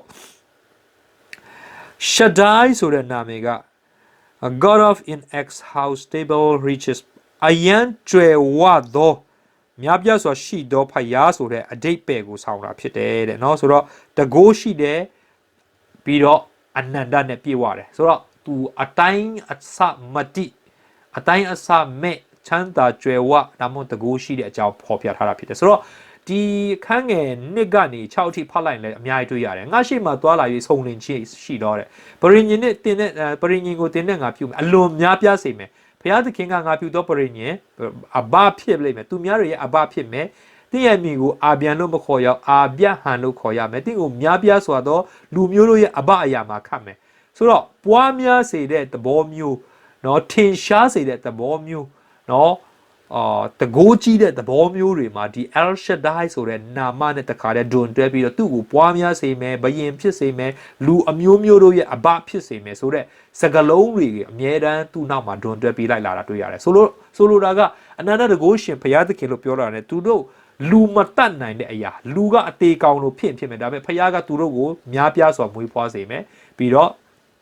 ရှင်ဘယင်အရာမှာခတ်မယ်ပြီးတော့ လူမျိုးကြီးဖြစ်စေမယ်အလွန်များပြားစေမယ်စတဲ့အရာတွေကိုပေးနိုင်ခြင်းဟာ El Shaddai ဆိုတဲ့နာမည်နဲ့တွဲပြီးတော့လာတဲ့အကောင်းကြီးမင်္ဂလာဖြစ်ပါတယ်လို့ကျွန်တော်တို့တွေ့ရမှာဖြစ်တယ်ထပ်မံပြီးတော့ပို့ပြီးရှင်းအောင်ကပောက်ကျ28အငယ်3ထဲမှာအနာဂတ်တကုရှင်ဘုရားသခင်ဒီကောင်းကြီးပေး၍တိုးပွားစေတဲ့ပြင်တင်ဒီအမျိုးကြီးဖြစ်မိအကြောင်းများပြားစေတော်မူစေတည်းဒါကယာကုပ်ကိုသူ့အဖေဣဇက်ကထပ်ပြီးတော့ပြောတဲ့စကားဖြစ်တယ်အနန္တတကုရှင်ဘုရားသခင်ဒီလို့သုံးတဲ့အခါကျတော့ကြည့်ဒီမှာအမျိုးကြီးဖြစ်စေမျိုးကြီးဖြစ်စေမယ်ပေါ့နော်ပြီးတော့များပြားစေမယ်ဆိုတဲ့စကားလုံးတွေထပ်ပြီးတော့သုံးတယ် El Shaddai ဆိုတဲ့နာမည်သူတို့ခေါ်လိုက်တိုင်းဘုရားဟာသူတို့ကိုချမ်းသာစေနိုင်တဲ့ဘုရားလူမျိုးများပြားစေနိုင်တဲ့ဘုရားဖြစ်တယ်လို့သူတို့ကဒီနာမနဲ့အတူတွဲပြီးတော့အမြဲတမ်းယုံတဲ့အကြောင်းတွေ့ရတာဖြစ်တယ်ဒီတော့ခုနကထွတ်မြောက်ရာကျမ်းထဲမှာတွေ့ရတဲ့ထာဝရဘုရားနာမနဲ့မသိဘဲနဲ့ El Shaddai အနန္တတကုရှင်ဘုရားသခင်ဆိုတဲ့နာမနဲ့သိတယ်ဆိုတဲ့နေရာမှာလဲကျွန်တော်ကြည့်မယ်ဆိုရင်အာဗြဟံကဒီစကားလုံးတုံးထားတယ်သူ့သား Isaac ကလည်းဒီစကားလုံးတုံးထားတာတွေ့ရတယ်ကျွန်တော်တို့ကပောက်ကျမ်းခန်း35ငယ်7မှာလဲထပ်ကြည့်မယ်ဆိုရင်ဒါယာကုပ်သုံးတာဖြစ်လိမ့်မယ်တဖန်ဘုရားသခင်ငါဒီအနန္တတကုရှင်ဘုရားသခင်ဖြစ်တိုးပွားများပြားကြတော့လူမျိုးမှလူတစ်မျိုးမကအမျိုးမျိုးတို့ဒီတင်နိုင်ဖြစ်ကြလိမ့်မည်ရှင်ဘုရင်တို့ဒီလည်းတင်အမျိုးနဲ့ဖြစ်ကြလိမ့်မည်เนาะဒါဟာဘုရားသခင်ကဒါအာဗြဟံအမျိုးနွယ်တွေကိုကောင်းကြီးပေးတဲ့နေရာမှာအနန္တတကုရှင်ဘုရားသခင်ဖြစ်ကြောင်းမိတ်ဆက်ရင်းနဲ့ပြောသွားတာဖြစ်တယ်ဆိုလိုတာသူ့ရဲ့တကုကအနန္တဖြစ်တယ်အဲ့ဒါကိုပြောတာဖြစ်တယ်เนาะဆိုတော့အခန်းငယ်14အခန်းကြီး43အခန်းငယ်14မှာဒါကတော့ယာကုပ်ပြောတဲ့စကားပဲเนาะသူ့သားတွေပြောတဲ့စကားနော်သူတို့စိတ်နဲ့တွေးရသောအခွင့်ကိုအနန္တတကုရှင်ဘုရားသခင်ပေးတော်မူပါစေနော်သူ့ရဲ့အကိုတယောက်ဘင်ဂျမင်ကိုလွတ်လိုက်ပြီဆိုတော့သူယောသကသူ့ညီကိုဘင်ဂျမင်ကိုတောင်းလိုက်တဲ့အချိန်မှာယာကုပ်ကမပေးခြင်းနဲ့ပေးလိုက်တဲ့အချိန်လေးကိုပြောတာဖြစ်တယ်သူစိတ်နဲ့တွေးရသောအခွင့်ဆိုတော့ယောသပေါ့နော်ဒါသူတိထားတာတော့ဖာရောဘယင်ရဲ့စိတ်ပေါ့အဲ့ဒါနဲ့တိတဲ့တွေးတဲ့စိတ်အနန္တတကုရှင်ဘုရားသခင်ပေးပါစေစိတ်နဲ့တွေးခြင်းကောင်းကြီးရခြင်းကြီးပွားခြင်းဆိုတဲ့အရာတွေအနန္တတကုရှင်ဘုရားသခင် El Shaddai ကလုပ်နိုင်တဲ့အကြောင်းကျွန်တော်တို့ပြောခြင်းဖြစ်ပါတယ်เนาะဆိုတော့အငယ်25အခန်းကြီး49ငယ်25မှာတင့်ကိုမဆတော်မူသောဒါမှမဟုတ်ကောင်းကြီးပေးတော်မူသောအနန္တတကုရှင်เนาะအဲ့လိုခေါ်တယ်အထက်မိုးကောင်းကင်နတ်ဤမင်္ဂလာအောက်နဲ့နဲသောအယက်ဤမင်္ဂလာတားမြက်နဲ့ဆိုင်သောမင်္ဂလာဝန်းနဲ့ဆိုင်သောမင်္ဂလာဒါယောသတ်ကိုသူ့အဖေကသူ့ကိုကောင်းကြီးပေးတဲ့အကြောင်းအရာဖြစ်တယ်ဆိုတော့အနန္တတကုရှင်ဘုရားသခင်ဆိုတဲ့နာမလာတိုင်းကောင်းကြီးရခြင်းတိုးပွားခြင်းအရာဒူးကြီးခြင်းစတဲ့နေရာတွေမှာဒွန်တွဲပြီးအမြဲတမ်းသုံးနေလိမ့်ရှိတယ်ဆိုတဲ့အချက်ကို El Shaddai ဆိုတဲ့နာမည်နဲ့အမြဲတမ်းသုံးထားတာကျွန်တော်တို့တွေ့ရတယ်ဆိုတော့ကျွန်တော်တို့ဥပုသ္စာပြေထဲမှာပြောထားတဲ့အကြောင်းအရာတစ်ခုပေါ့နော်နင်းစီလို့ပြောလိုက်တာနဲ့ကျွန်တော်တို့မျက်စိထဲမှာအဲ့ဒီနင်းစီကိုမြင်ရတယ်တကယ်လို့မြတ်နင်းစီကိုနင်းစီမခေါ်ဘဲနဲ့ဂျန်နဲ့နာမည်ပေးလို့ရပါတယ်တဲ့ဒါပေမဲ့လည်းနင်းစီကိုနင်းစီမဟုတ်ဘဲနဲ့ဂျန်နဲ့နာမည်ပေးမယ်ဆိုရင်ကျွန်တော်တို့မျက်စိထဲမှာကျွန်တော်စိတ်နှလုံးထဲမှာနာမည်ဆိုးတစ်ခုပေးလိုက်မယ်ဆိုရင်ကျွန်တော်တို့အဲ့ဒီနင်းစီရဲ့အယတာနင်းစီရဲ့ဖြစ်နိုင်ခြေရှိခြင်းကျွန်တော်တို့ရရှိနိုင်ဖို့အတွက်အခက်အခဲဖြစ်သွားနိုင်တယ်လို့ပြောပါတယ်ဆိုလိုတာကကျွန်တော်ဥမာနင်းစီကိုခောက်ဆွဲလို့ခေါ်မယ်ဆိုပါစို့ကျွန်တော်နင်းစီခေါ်မဲ့အချိန်တိုင်းခောက်ဆွဲလို့ခေါ်မယ်ကျွန်တော်မျက်စိထဲမှာခောက်ဆွဲကြီးပဲပေါ်လာမယ်မကောင်းတဲ့ဒါမှမဟုတ်တခြားစကလုံးလုံးကိုကျွန်တော်သုံးနှုံလိုက်မယ်ဆိုရင်အဲ့ဒီသုံးနှုံတဲ့အတိုင်းပဲကျွန်တော်တို့စီမှာအမြဲတမ်းစိတ်ထဲမှာဖြစ်လာနိုင်တယ်ဒီဥပုသ္စာပြေထဲမှာပြောတဲ့နောက်တစ်ခုကျွန်တော်သဘောကျတာကလူတစ်စုံတစ်ယောက်ကိုသူ့ရဲ့နာမည်မဟုတ်ဘဲနဲ့သူ့ကိုနှိမ်တဲ့နာမည်တစ်ခုခုနဲ့အချိန်အကြာကြီးလူအများကြီးကခေါ်မယ်ဆိုရင်အဲ့ဒီလူကအဲ့ဒီနာမည်ကိုကြားရင်နဲ့သူ့စိတ်ကနော်အဲ့သူ့ကိုခေါ်နေတဲ့အတိုင်းပဲသူဖြစ်သွားနိုင်တယ်ဆိုတဲ့အတုံးလုံးအဲ့ဒီတုံတင်ချက်လေးလည်းတစ်ခုရှိတယ်ဆိုတော့ကျွန်တော်ပြောပြချင်တယ်ဒီတော့ကျွန်တော်တို့ပြောချင်တဲ့အရာကတော့ဘုရားသခင်ရဲ့နာမည် El Shaddai လို့ခေါ်ခြင်းဟာအနန္တတကုရှင်ဘုရားသခင်လို့ကျွန်တော်တို့ဆုတောင်းတဲ့အချိန်မှာအနန္တတကုရှင်ဘုရားသခင်ကိုရောကယ်တော်မူပါလို့ပြောချင်ကျွန်တော်စိတ်ထဲမှာနော်အနန္တတကုရှင်ဘုရားသခင်နေရာမှာကြောက်လို့ခေါ်မယ်ဆိုရင်အတိတ်ပဲမရှိတော့ကြောက်လို့ပြောလိုက်တာနဲ့ကျွန်တော်တို့ဘုရားကဘာလုပ်ပေးနိုင်မလဲဆိုကျွန်တော်မမြင်နိုင်တော့ဒါပေမဲ့အနန္တတကုရှင်ဘုရားသခင်လို့ကျွန်တော်ခေါ်လိုက်တဲ့အခါမှာဒီဘုရားကျွန်တော်ခေါ်နေတော့ဘုရားဟာအနန္တတကုနဲ့ပြည့်တဲ့ဘုရားဖြစ်တယ်ထာဝရဘုရားလို့ကျွန်တော်ခေါ်လိုက်တာနဲ့ကျွန်တော်ဘုရားကထာဝရရှိတဲ့ဘုရားဖြစ်တယ်ချစ်ချင်းမေတ္တာဘုရားလို့ခေါ်လိုက်တာနဲ့ဒီဘုရားချစ်ချင်းမေတ္တာရှိတဲ့ဘုရားဖြစ်တယ်ဆိုတော့သူ့ရဲ့နာမည်ကိုကကျွန်တော်ခေါ်လိုက်တာနဲ့ကိုကချိုမိန်ခြင်းသူ့ရဲ့နာမည်နဲ့အလိုက်လှုပ်ပေးနိုင်စွမ်းရှိခြင်းကိုကျွန်တော်တို့ကိုပေးတာဖြစ်တယ်အဲဒါကြောင့်သူ့ကိုရှာပြီးတော့သူ့ကိုယုံကြည်ပြီးတော့သူ့စကားနားထောင်တဲ့လူတွေအတွက်ဒီ El Shaddai ဆိုတဲ့အနန္တတကုရှင်ဘုရားသခင်ကကောင်းကြီးအမြဲတမ်းပေးတယ်ဆိုတဲ့ ဒီခုနကဂတိတော်တွေအကုန်လုံးကိုကျွန်တော်တို့တွေ့နိုင်ခြင်းဖြစ်တယ်ဆိုတာကိုကျွန်တော်တွေ့ရတယ်ဒီတော့ခန္ဓာကိုယ်အဖြစ်ရုပ်နဲ့အားနဲ့ရုပ်ရော့နေပြီဖြစ်တဲ့အာပြက်ဟံအသက်တရားရှိနေပြီဖြစ်တဲ့နော်သူ့ရဲ့ဇနီးစာရာနော်မိမတို့ရဲ့ဥတုမရှိတော့တဲ့ဒီအမျိုးသမီးပြီးတော့ထို့အပြင်နော်ဒီအမြုံနေတဲ့မိန်းကလေးလူအနေနဲ့ခွန်အားမရှိတဲ့လူတယောက်အနေနဲ့အနန္တတကုရှင်ဘုရားသခင်နဲ့တွေ့သောအခါဖယားရဲ့ပြုတ်ပြင်ခြင်းကိုခံပြီးတော့ဖယားကမတတ်နိုင်တာမရှိဘူးဆိုတဲ့အကြောင်းကိုသူတို့ဘဝနဲ့ယဉ်ပြီးတော့သူတို့နားလည်သွားရတယ်ဆိုတဲ့အချက်ကိုကျွန်တော်မိမောင်းထုတ်ပြမယ်ပြီးတော့အင်္ဂါနှစ်မှာအာဗျဟံကနေအာဗျဟံတို့အာဗျံကနေအာဗျဟံတို့ဆိုတဲ့ခေါင်းစဉ်ဖြစ်ပါတယ်ဒီနေ့မှာကျွန်တော်တို့ဘုရားသခင်ကလူနာမည်ပြောင်းပေးတဲ့လူတွေတချို့ကျမ်းစာထဲမှာရှိပါတယ်အဲ့ဒီထဲမှာဒီအာဗျံကနေအာဗျဟံပြောင်းသွားတာသူဟာပထမဆုံးပုဂ္ဂိုလ်ဖြစ်ပါတယ်။ဘောဇက်ခိုင်းစက်ကွန်ငယ်၄နဲ့5ထဲမှာငါပြုသောပရိညင်ဒီတင်၌ရှိပရိညင်အရင်ပြုတယ်။ငါတင်ဒီငါလူမျိုးများတို့၏အဘဖြစ်ကြလိမ့်မည်ဖြစ်လိမ့်မည်။နောက်တဖန်တင်အမိကိုအာဗျံဟုမခေါ်ရ။တင်အမိကိုအာဗျဟံဟုခေါ်ရ၏အကြောင်းမူကားငါသည်တင့်ကိုများပြားစွာသောလူမျိုးတို့၏အဘအရာ၌ခံထားပြီလို့ပြောပါတယ်။ဆိုတော့အကြောင်းမူကားလို့ပြောတာတော့အာဗျဟံဆိုတဲ့စကားလုံးရဲ့အဓိပ္ပာယ်ကိုဖွင့်ပြပေးလိုက်တာဖြစ်ပါတယ်ဆိုတော့အာဗျဟန်ဆိုတဲ့စကားလုံးအဓိပ္ပာယ်ကများပြားစွာသောလူမျိုးတို့ရဲ့အဘဆိုတဲ့အဓိပ္ပာယ်ရှိပါတယ်အာဗျံဆိုတဲ့စကားလုံးရဲ့အဓိပ္ပာယ်ကတော့ father is exalted เนาะဒါမှမဟုတ်ရင် exalted father ချီးမြှောက်ခြင်းခံရသောဖခင်လို့အဓိပ္ပာယ်ရတယ်အာဗျံဆိုတာအာဗျဟန်ကြတော့များပြားစွာသောလူတို့ရဲ့အဘဆိုတဲ့အဓိပ္ပာယ်ရတယ်ဒီတော့ဒီနာမည်လေးပြောင်းတာနဲ့ဘာတွေရှိသွားတယ်လဲပေါ့เนาะဆိုတော့ခုနကကျွန်တော်တို့ဖယားသခင်ရဲ့နာမတော်ကိုခေါ်လိုက်တာနဲ့ဖယားဟာဘယ်လိုဖယားလဲဆိုတော့ကျွန်တော်တို့မျက်စိထဲမှာမြင်ရောင်တဲ့ယုံကြည်ခြင်းပို့ပြီးအားကြီးစေတယ်လို့ပဲလူနာမည်ကလည်းအမတန်မှအရေးကြီးတဲ့အရာဖြစ်တယ်အထူးသဖြင့်ဝိညာဉ်ရေးဆိုင်ရာမှာအရန်ရေးကြီးတယ်အဲကြောင့် Roman Catholic တွေကသူတို့နာမည်ပြောင်းတယ်ဗျเนาะသူတို့ရေနှစ်ချင်းပေးတယ်ပေါ့ဒါသူတို့ရဲ့နှစ်ချင်းမျိုးစားပေါ့ဒါရေတဲ့ဖြန်းတာပေါ့ကလေးကိုရေဖြန်းတဲ့အချိန်မှာသူတို့နာမည်ပြောင်းပေးလိမ့်ရှိတယ်ခရိယန်နာမည်ဆိုပြီးတော့သူတို့အင်္ဂလိပ်နာမည်တွေထည့်လိမ့်ရှိတယ်ဒီလိုနာမည်ထည့်ပေးခြင်းအပြင်လူတချို့ကတော့ယုံကြည်မအောင်သူတို့နာမည်ပြောင်းလိုက်တဲ့အဲ့ဒီနာမည်အတိုင်းသူတို့ရဲ့အကျင့်စာရိတ္တသူတို့ကို shipping လုပ်တာပေါ့သူတို့ကိုမောမှန်ပေးတဲ့သဘောမျိုးအနေနဲ့ယုံရင်ယုံလိမ့်မယ်ဘာပဲပြောကျွန်တော်တို့လိုအပ်တာကတော့နာမည်လို့ပြောလိုက်တာနဲ့ဒါကဘုရားသခင်ကဒီနာမည်ကိုပေးလိုက်ခြင်းအပြင်ဒီလူရဲ့အကျင့်စာရိတ္တနဲ့ဒီလူရဲ့ခံယူချက်ဒီလူနဲ့သူနဲ့ကြားထဲမှာရှိတဲ့ဆက်သွယ်မှုကိုဖယားကမွမ်းမံပေးခြင်းလို့ဖြစ်တဲ့အကြောင်းကိုကျွန်တော်တွေ့ရမှာဖြစ်ပါတယ်ကျွန်တော်နာမည်နဲ့ပတ်သက်ပြီးတော့အနည်းငယ်ပြောပြရမယ်ဆိုရင်ကျွန်တော်နာမည်လို့ကျွန်တော်ပြောလိုက်တာဥပမာကျွန်တော်မြန်မာနိုင်ငံဆိုရင်ကျွန်တော် Loki ပိုင်းသွားပြီဆိုရင်ကြော်ဟိန်းလို့ပြောတယ်ကျွန်တော်အားလုံးသိတယ်ဒါတရုပ်ဆောင်တဲ့ခက်ကာလတစ်ခုမှာကာလနော်ခက်တစ်ခုလုံးကိုလွှမ်းမိုးထားတဲ့လူတစ်ယောက်ဖြစ်တယ်ကျွန်တော်အဲ့လိုနားလည်လို့ရတယ်ဆိုတော့နာမည်တစ်ယောက်တစ်ခုကိုခေါ်လိုက်ဥပမာဘိုလ်ချုပ်အောင်စန်းလို့ပြောမှာဒါလွတ်လပ်ရေးရဲ့ဖခင်ဆိုတော့သူ့နာမည်နဲ့တွဲပြီးတော့ကျွန်တော်တို့မျက်စိထဲမှာတခါတည်းသူဘာလုပ်ခဲ့တယ်လဲဆိုတာကိုကျွန်တော်တို့တွေ့နိုင်ခြင်းဖြစ်တယ်ကျွန်တော်သချင်းလောကမှာဆိုလေးဖြူတို့ပါတော့ပေါ့နော်ဒါကျွန်တော်တို့သိရတယ်အခုနိုင်ငံရေးလောကမှာဆိုမင်းကိုနိုင်ဆိုတော့သူ့နာမည်ကစီးတယ်မင်းနော်အုပ်ချုပ်တော်သူတွေကိုနိုင်တဲ့လူမင်းကိုနိုင်ဆိုတဲ့စကားလုံးမင်းကိုနိုင်ပေါ့နော်ဒီစကားလုံးတွေကသူရဲ့နာမည်နဲ့လူနဲ့လိုက်အောင်ဖြစ်စေတဲ့အကြောင်းအရာတွေကျွန်တော်တွေ့ရတယ်။ဘာပဲပြောခုနကျွန်တော်ပြောတဲ့နာမည်နဲ့ပတ်သက်လာဆိုအချက်၃ချက်ရှိတယ်။ပထမကနာမည်ရှင်ရဲ့ဇာတ်ရိုက်ကိုဖော်ပြပေးတယ်။ဥပမာယာကုပ်ဆိုရင်မွေးလာကြတဲ့ကသူ့အကိုရဲ့ခြေခွင်ကိုကင်ပြီးတော့ကိုထွက်လာတာ။ဆိုတော့ဒါကလိန်လယ်မဲ့လူပဲဒါသူ့အကိုကိုမနာလို့ဖြစ်တာသူတို့ဘိုက်ထဲမှာကိုကြတဲ့ကရံဖြစ်နေတာဆိုတော့ဆိုပြီးသူ့ကိုယာကုပ်ဆိုတဲ့လိန်လယ်သူဆိုတဲ့နာမည်ကိုပေးလိုက်တာဖြစ်တယ်။အဲ့ဒါကျွန်တော်တို့ထည့်ပြီးစဉ်းစားရမှာဖြစ်တယ်။ပြီးတော့နောက်တစ်ခုနာမည်ပေးသူရဲ့ခံစားချက်နာမည်ကိုဘယ်အချိန်မှာဘယ်လိုပေးဥမာနော်မီနော်ယူတာရဲ့ရောက်ခမနော်မီဆိုရင်သူ့နာမည်ကနော်မီလို့ခေါ်တယ်ဒါပေမဲ့သူ့အနေနဲ့ခါသီးတဲ့အတွေ့အကြုံတွေကြီးပဲထပ်ခါကြုံတွေ့ရတဲ့ကြောင့်သူဘက်လဟမ်ကိုပြန်ရောက်တဲ့အချိန်မှာငါ့ကိုနော်မီလို့မခေါ်နဲ့တော့ငါ့ကိုမာရာလို့ခေါ်လိုက်ပါဆိုလိုတာကငါဘဝအရန်ခါသီးတယ်သူ့ရဲ့ဘဝအခြေအနေသူ့နာမည်ကိုပြောင်းပေးဖို့အတွက်သူကတောင်းဆိုလိုက်တာဆိုလိုတာကအဲ့ဒီ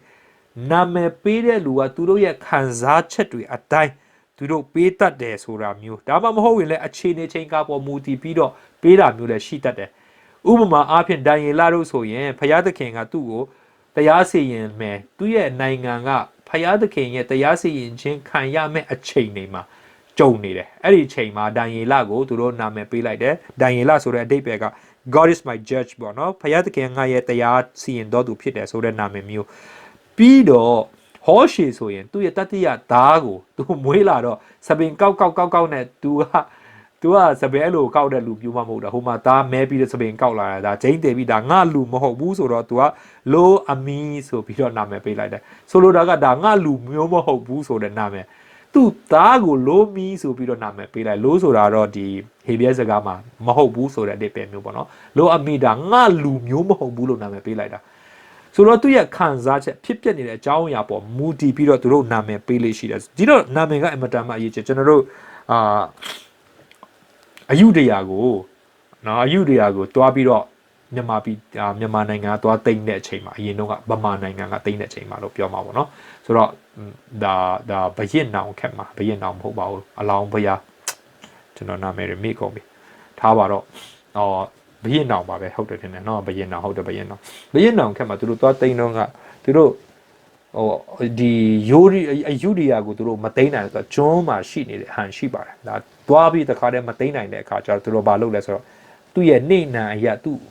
နာမည်ကိုပြောင်းပေးလိုက်တယ်ယိုဒီယာကနေအယုဒယာဆိုပြီးတော့ပြောင်းလိုက်တယ်ဒီကနေ့ဒီဗမာတွေကအယုဒယာနဲ့ခေါ်တာဒါကသူ့ကိုအဆိုတဲ့စကားလုံးကိုရှေ့မှာထည့်ပေးလိုက်ခြင်းအပြင်ဒီမြို့ကိုသူတို့သိမ်းပိုက်သွားနိုင်တယ်လို့ပြောတယ်ဆိုတော့ဒါကနာမည်ဒီသူတို့မြန်မာလူမျိုးတွေဆိုရင်တော့သူတို့နေနာအလိုက်သူတို့နာမည်ဆက်လေးရှိတယ်နာမည်ပေးလေးရှိတယ်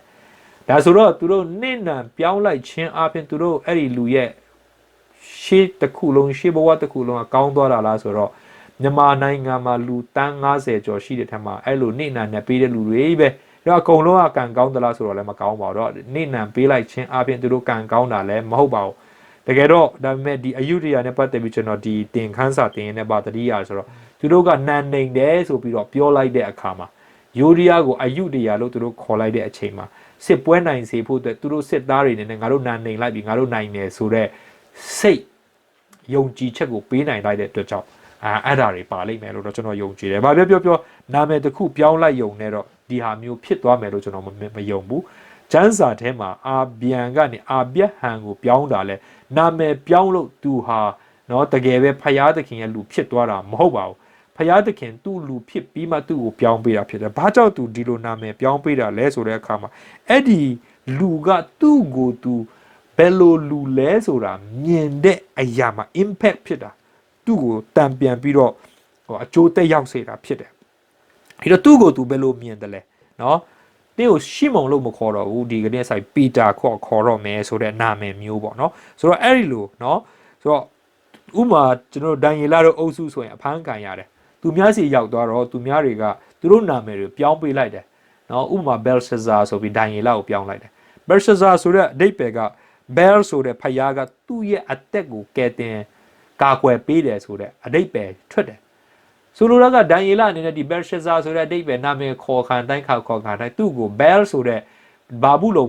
းနတ်ဖယားကသူ့ရဲ့အသက်ကိုကယ်တင်ပေးတယ်ဆိုတဲ့ idea ကိုထည့်သွင်းလိုက်ခြင်းဟာအင်မတန်မှအနက်အဓိပ္ပာယ်လေးနဲ့လွန်တဲ့အရာဖြစ်တယ်နော်ကျွန်တော်တို့မြန်မာနိုင်ငံထဲမှာဆိုရင်တော့တခြားလူမျိုးတွေကတော့ဒီနာမည်နဲ့ပတ်သက်ရင်တား serious တော့မရှိဘူးကျွန်တော်စောင်းပါမဟုတ်ပါဘူးကျွန်တော်အကြောင်းအရာတစ်ခုလူတယောက်ပြောတာကျွန်တော်ကြားဘူးတော့မြန်မာတွေကတော့သူတို့နာမည်တွေကိုနေနာနဲ့တေချာတွက်ပြီးတော့ပြောတယ်ဒါမင်းတင်ခါပြောတဲ့စကားဖြစ်လိမ့်မယ်နော်မြန်မာကဘာမှာမြန်မာပဲရှိတယ်သူပြောတယ်ဒါ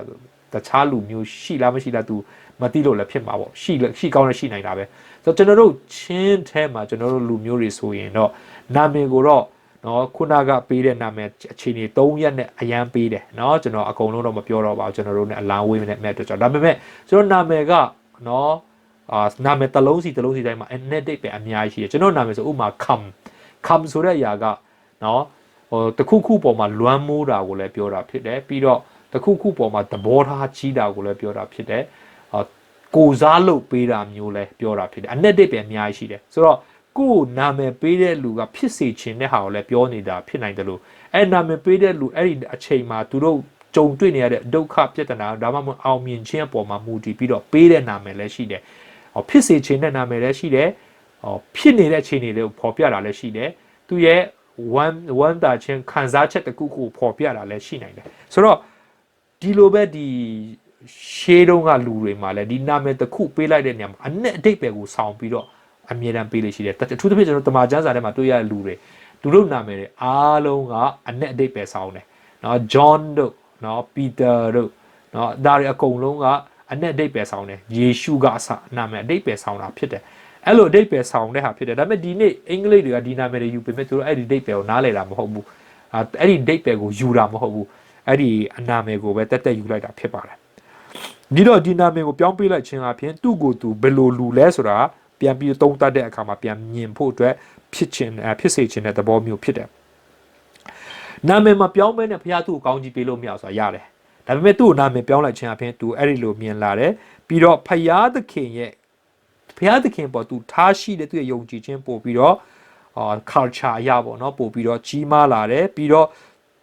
့သူဟာဘယ်လိုအသက်ရှင်ရမလဲဆိုတော့သူ့ဘဝကို highlight လုပ်ပေးလိုက်တာ ਨੇ တူတာဖြစ်တယ်ပြီးတော့သူနဲ့ဖယားစာကြားထဲမှာရှိတဲ့ covenant ဒီပရိညင်ကိုဘယ်လိုဖြည့်ဆည်းပေးမလဲဆိုတော့သူ့ကို highlight ပေးတာဖြစ်တယ်တနည်းအားဖြင့်လည်းနောက်တနည်းအားဖြင့်ပြောရမယ်ဆိုရင်လည်းဖယားနဲ့သူ့စာကြားထဲမှာသူတို့ရဲ့ယဉ်နှင်းမှုသူတို့ရဲ့မိတ္တဟာယကိုပြောင်းလဲပေးလိုက်တာဖြစ်တယ်နာမည်ပြောင်းခြင်းအပြင်သူတို့ရဲ့မိတ္တဟာယကိုပြောင်းပေးလိုက်ခြင်းဖြစ်တယ်ဆိုတော့ဒီမှာနာမည်ပြောင်းတဲ့လူတချို့ရှိတယ်ကပ္ပဦးကျမ်းခိုင်း47ငယ်45မှာနာမည်ရင်းတော့မဟုတ်ဘူးဒါပေမဲ့သူ့ရဲ့ဘွဲ့နာမည်ပေးလိုက်တာဖြစ်တယ်ယောသတ်ကိုဖာရောမင်းကြီးကဇာဖနတဖာနဆိုပြီးတော့နာမည်ပေးလိုက်တယ်ပြီးတော့ဒိုင်ယေလကိုလည်းဘေလာတိရှဇာဆိုပြီးနာမည်ပြောင်းပေးလိုက်တယ်ကပ္ပဦးကျမ်းခိုင်း7ငယ်6မှာဆိုအလွန်များပြားစေမယ့်အကြောင်းလူအမျိုးမျိုးတို့ရဲ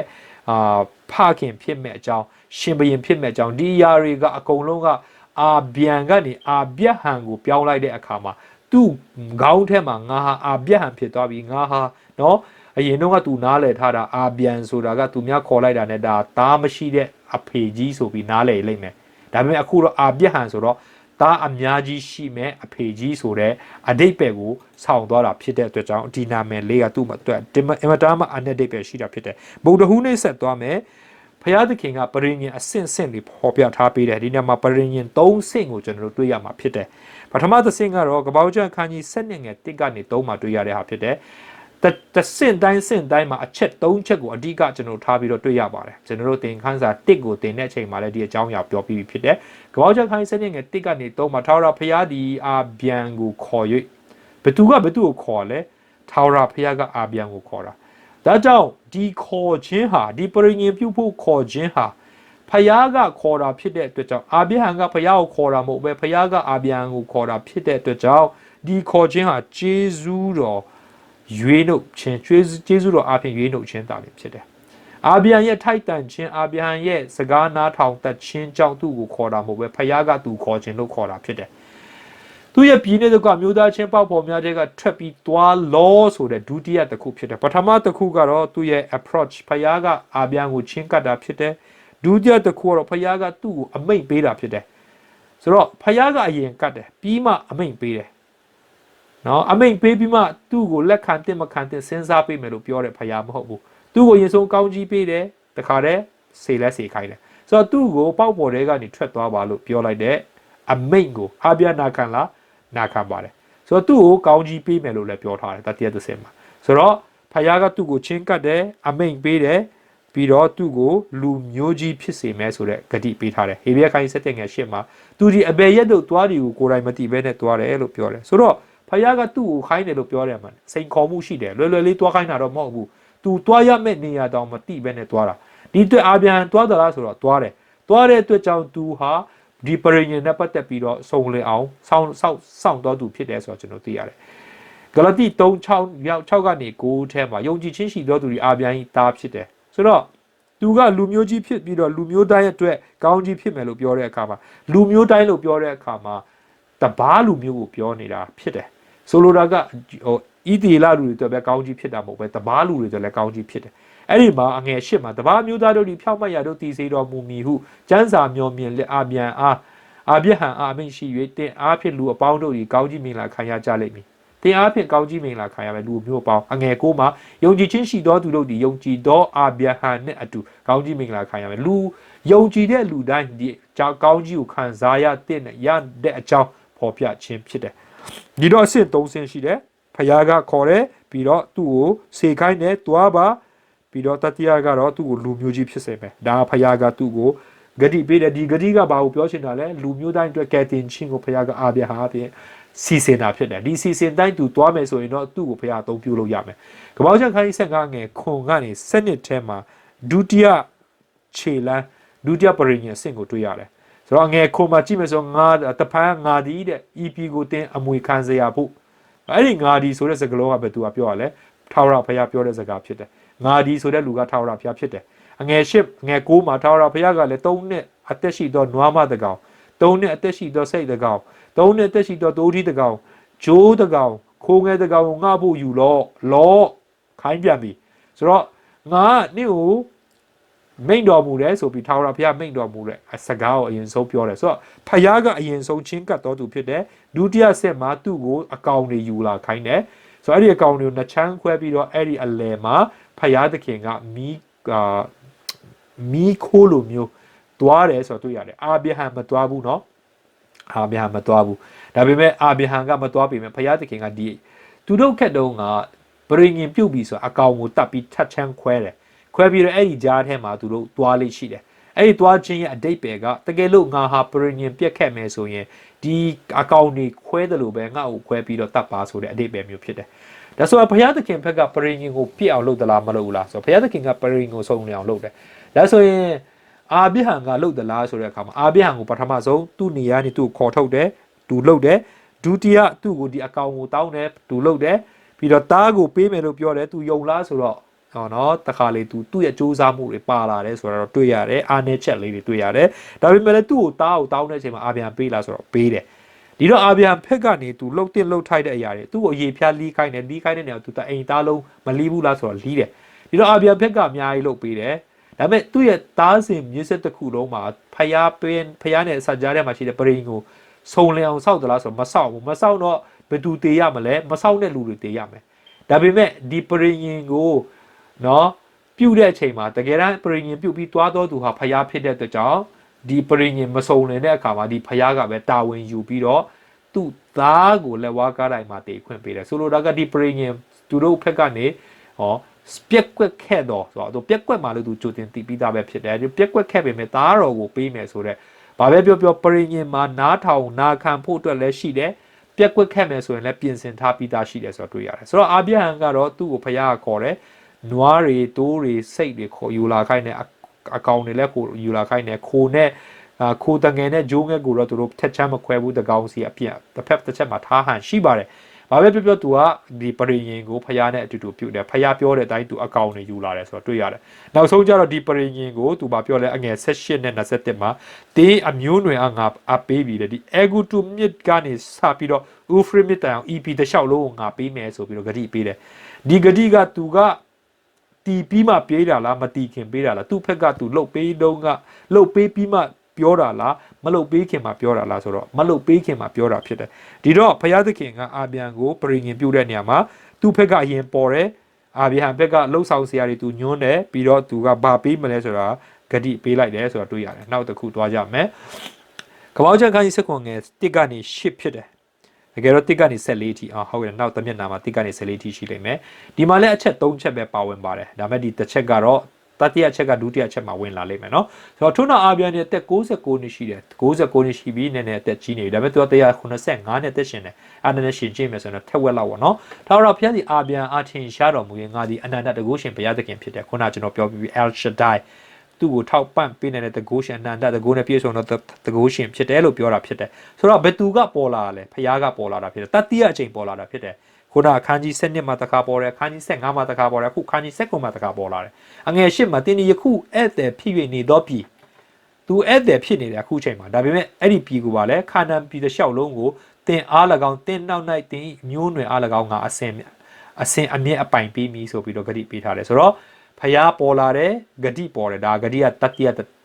ခြေလမ်းတစ်ခုပေါ့နော်ဆိုတော့ဒုတိယတစ်ခုဖြစ်တဲ့သူ့စီမှာတောင်းရတဲ့အရာပါလေတင်းနဲ့တင်းအမျိုးနွယ်ဒီငါရှိမှာစောင့်ရှောက်ရတော့ငါဤပရိညင်ဟူမူကတင်းတို့တွင်တားယောက်ျားတိုင်းအရေးဖျားလီးမိန်ကလာကိုခံရမယ်ယောက်ျားမှန်ရင်အရေးဖျားလီးရမယ်လို့ဖယားကတတ်မှတ်ပေးလိုက်ဒါကဖယားလုတ်ကိုလုတ်ရမယ်အဖြစ်အနေနဲ့ပြောထားတာဖြစ်တယ်ဒီတော့ဖယားကပေါ်လာတဲ့ El Shaddai အနေနဲ့ပေါ်လာတယ်သူ့ကိုအရေးဖျားလီးဖို့ညွှန်းလိုက်တယ်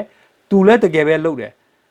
မလုတ်ခင်ကလေးကသူ့ကိုဒီကျွန်သူအဲ့တဲ့ဖြစ်နေတဲ့နေရာကိုသူပေးမယ်လို့ဂတိပေးထားတာကျွန်တော်တို့တွေ့ရတယ်ဒီတော့ဂလတိခိုင်း3ငယ်ခွန်29ကြည့်မယ်ဆိုယုံကြည်ချင်းရှိတော်သူဒီအာဗျာရင်သားဖြစ်သည်ဟုအမှန်တိမှတ်ကြလောအငယ်29မှာခရစ်တော်နဲ့ဆက်ဆိုင်လင်းအာဗျာရင်အမျိုးအနွယ်ပြင်ဖြစ်တယ်ဆိုတော့ခရစ်တော်ကိုယတော်သူကအာဗျဟံရဲ့နောက်ဆက်မှာရှိတဲ့သူရဲ့မျိုးဆက်တစ်ခုနဲ့အတူတူပဲဖြစ်တယ်လို့ပြောခြင်းဖြစ်တယ်ဆိုလိုတာကကျွန်တော်တို့ဟာတွေးသားဤသီလဖြစ်ချင်မှဖြစ်မယ်ဒါပေမဲ့မဖြစ်ဘူးဆိုရင်လည်းကိစ္စမရှိဘူးခရစ်တော်ကိုရမယ်ဆိုရင်အာဗျဟံရဲ့အမျိုးအနွယ်ပဲဖြစ်တယ်ဆိုလိုတာကတော့အာဗျဟံကကျွန်တော်ယုံကြည်ခြင်းနဲ့ပတ်သက်ပြီးဆိုအကုန်လုံးရဲ့သူဟာဖခင်ကြီးဖြစ်တယ်ကယ်တင်ခြင်းနဲ့ပတ်သက်ပြီးဆိုရင်ဒီစီမံကိန်းကယ်တင်ခြင်းစီမံကိန်းတစ်ခုလုံးအတွက်ချထားတဲ့ပရိညင်မှာသူဟာအခရာကြတော့သူဖြစ်တယ်ဆိုတာတွေ့ရခြင်းဖြစ်ပါတယ်ဒီဟာကိုကျွန်တော်ဥပု္ပ္ပစာပြနိုင်ရှင်ခိုင်းထားတယ်ဗျာဒီကြံခိုင်း14ငယ်16ငယ်6နဲ့9နဲ့ပထမကောင်းကင်တမန်ရဲ့ပြောဆိုချက်နဲ့နှခိုင်းနိုင်ထားပါတယ်ဒီမှာမြေကြီးပေါ်မှာနေတော့သူတည်တော့အတီးတီးပါတာစကားကိုပြောတော့လူမျိုးနွယ်ခတ်သိန်းတော့ထာဝရအေဝံဂေလိတရားကိုဟောရတော့ကောင်းကင်တမန်တစ်ပါးကဘုရားသခင်သူ့ရဲ့ကောင်းကင်တမန်ဆေးလို့ချင်းဘုရားသခင်ဘက်ကနေဆေးလို့ချင်းဖြစ်တယ်ဆိုတာအဲ့ဒါနံပါတ်1မှာတွေ့ရတယ်ဆိုတော့ဘုရားသခင်ကိုကြောက်ရွံ့ချီးမွမ်းကြတော့တရား law လို့သုံးထားတာနော်ကြောက်ပြီးတော့ချီးမွမ်းရမယ်ပြီးတော့တရားစီရင်ခြင်းရောက်လာပြီးကောင်းကင်မြေသမုဒ္ဒရာဆိုင်ရင်တွင်တို့ဖန်ဆင်းတော်မူသောအရှင်ကိုကိုးကွယ်ကြ law နှစ်ခုကျွန်တော်တွေ့ရတယ်ချီးမွမ်းရမယ်ကိုးကွယ်ရမယ်လို့ပြောထားတယ်ဒါကကျွန်တော်တို့ဘက်ကနေလှုပ်ဆောင်ရမယ့်အရာဖြစ်တယ်ဘုရားသခင်ကကျွန်တော်တို့ကိုနော်ဒီမြေကြီးပေါ်မှာကောင်းကင်တမန်သတင်းစကားကိုကျွန်တော်တို့ကိုဝေငှဖို့အတွက်ပြောထားတာဖြစ်တယ်ဘုရားသခင်သူ့ရဲ့စေတမန်တွေကိုစေလွတ်တယ်ဒါအဲ့ဒီစေတမန်နေရာမှာတင်တဲ့ကျွန်တော်လည်းဖြစ်နိုင်တယ်ဘုရားသခင်ကအာဗျဟံကိုစေလွတ်တယ်လို့မျိုးပဲတင်တဲ့ကျွန်တော်လည်းဖြစ်နိုင်တယ်ဘာပဲပြောကျွန်တော်တို့ဒီအမှုကိုပြုခြင်းအပြင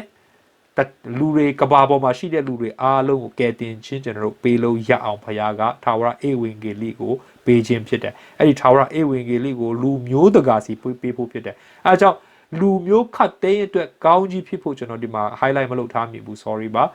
အာဗျဟံကိုလူမျိုးအားလုံးအတွက်ကောင်းကြီးဖြစ်အောင်ဘုရားသခင်ကသူ့ကိုခိုင်းတဲ့ဟာရှိတယ်ဒီနေ့တင်းနဲ့ကျွန်ုပ်မှာလည်းတာဝန်ရှိတယ်ဘာလို့ရမှာလဲဘုရားကိုချီးမွမ်းကြောက်ရွံ့ပြီးချီးမွမ်းကြရမယ်သူ့ကိုကိုးကွယ်ရမယ်အဲ့လိုလုပ်မယ်ဆိုရင်ဘာလို့ရဘာဖြစ်သွားမလဲလူအမျိုးခတ်သိမ်းတို့ကိုထာဝရအေဝံဂေလိရောက်စေမယ်ဒါတင်းနဲ့ကျွန်ုပ်ရဲ့ကောင်းကြီးဖြစ်တယ်အာဗျဟံကတော့ဘုရားကပြောတယ်သူယုံကြည်တယ်ယုံကြည်တိုင်းသူရှောက်လုပ်တယ်လိုက်ရှောက်တယ်အဲ့အတွက်ကြောင့်ဖယားသူတကယ်ကောင်းကြီးပြဒီနေ့တင်ရောဘလောက်ယုံကြည်တယ်လ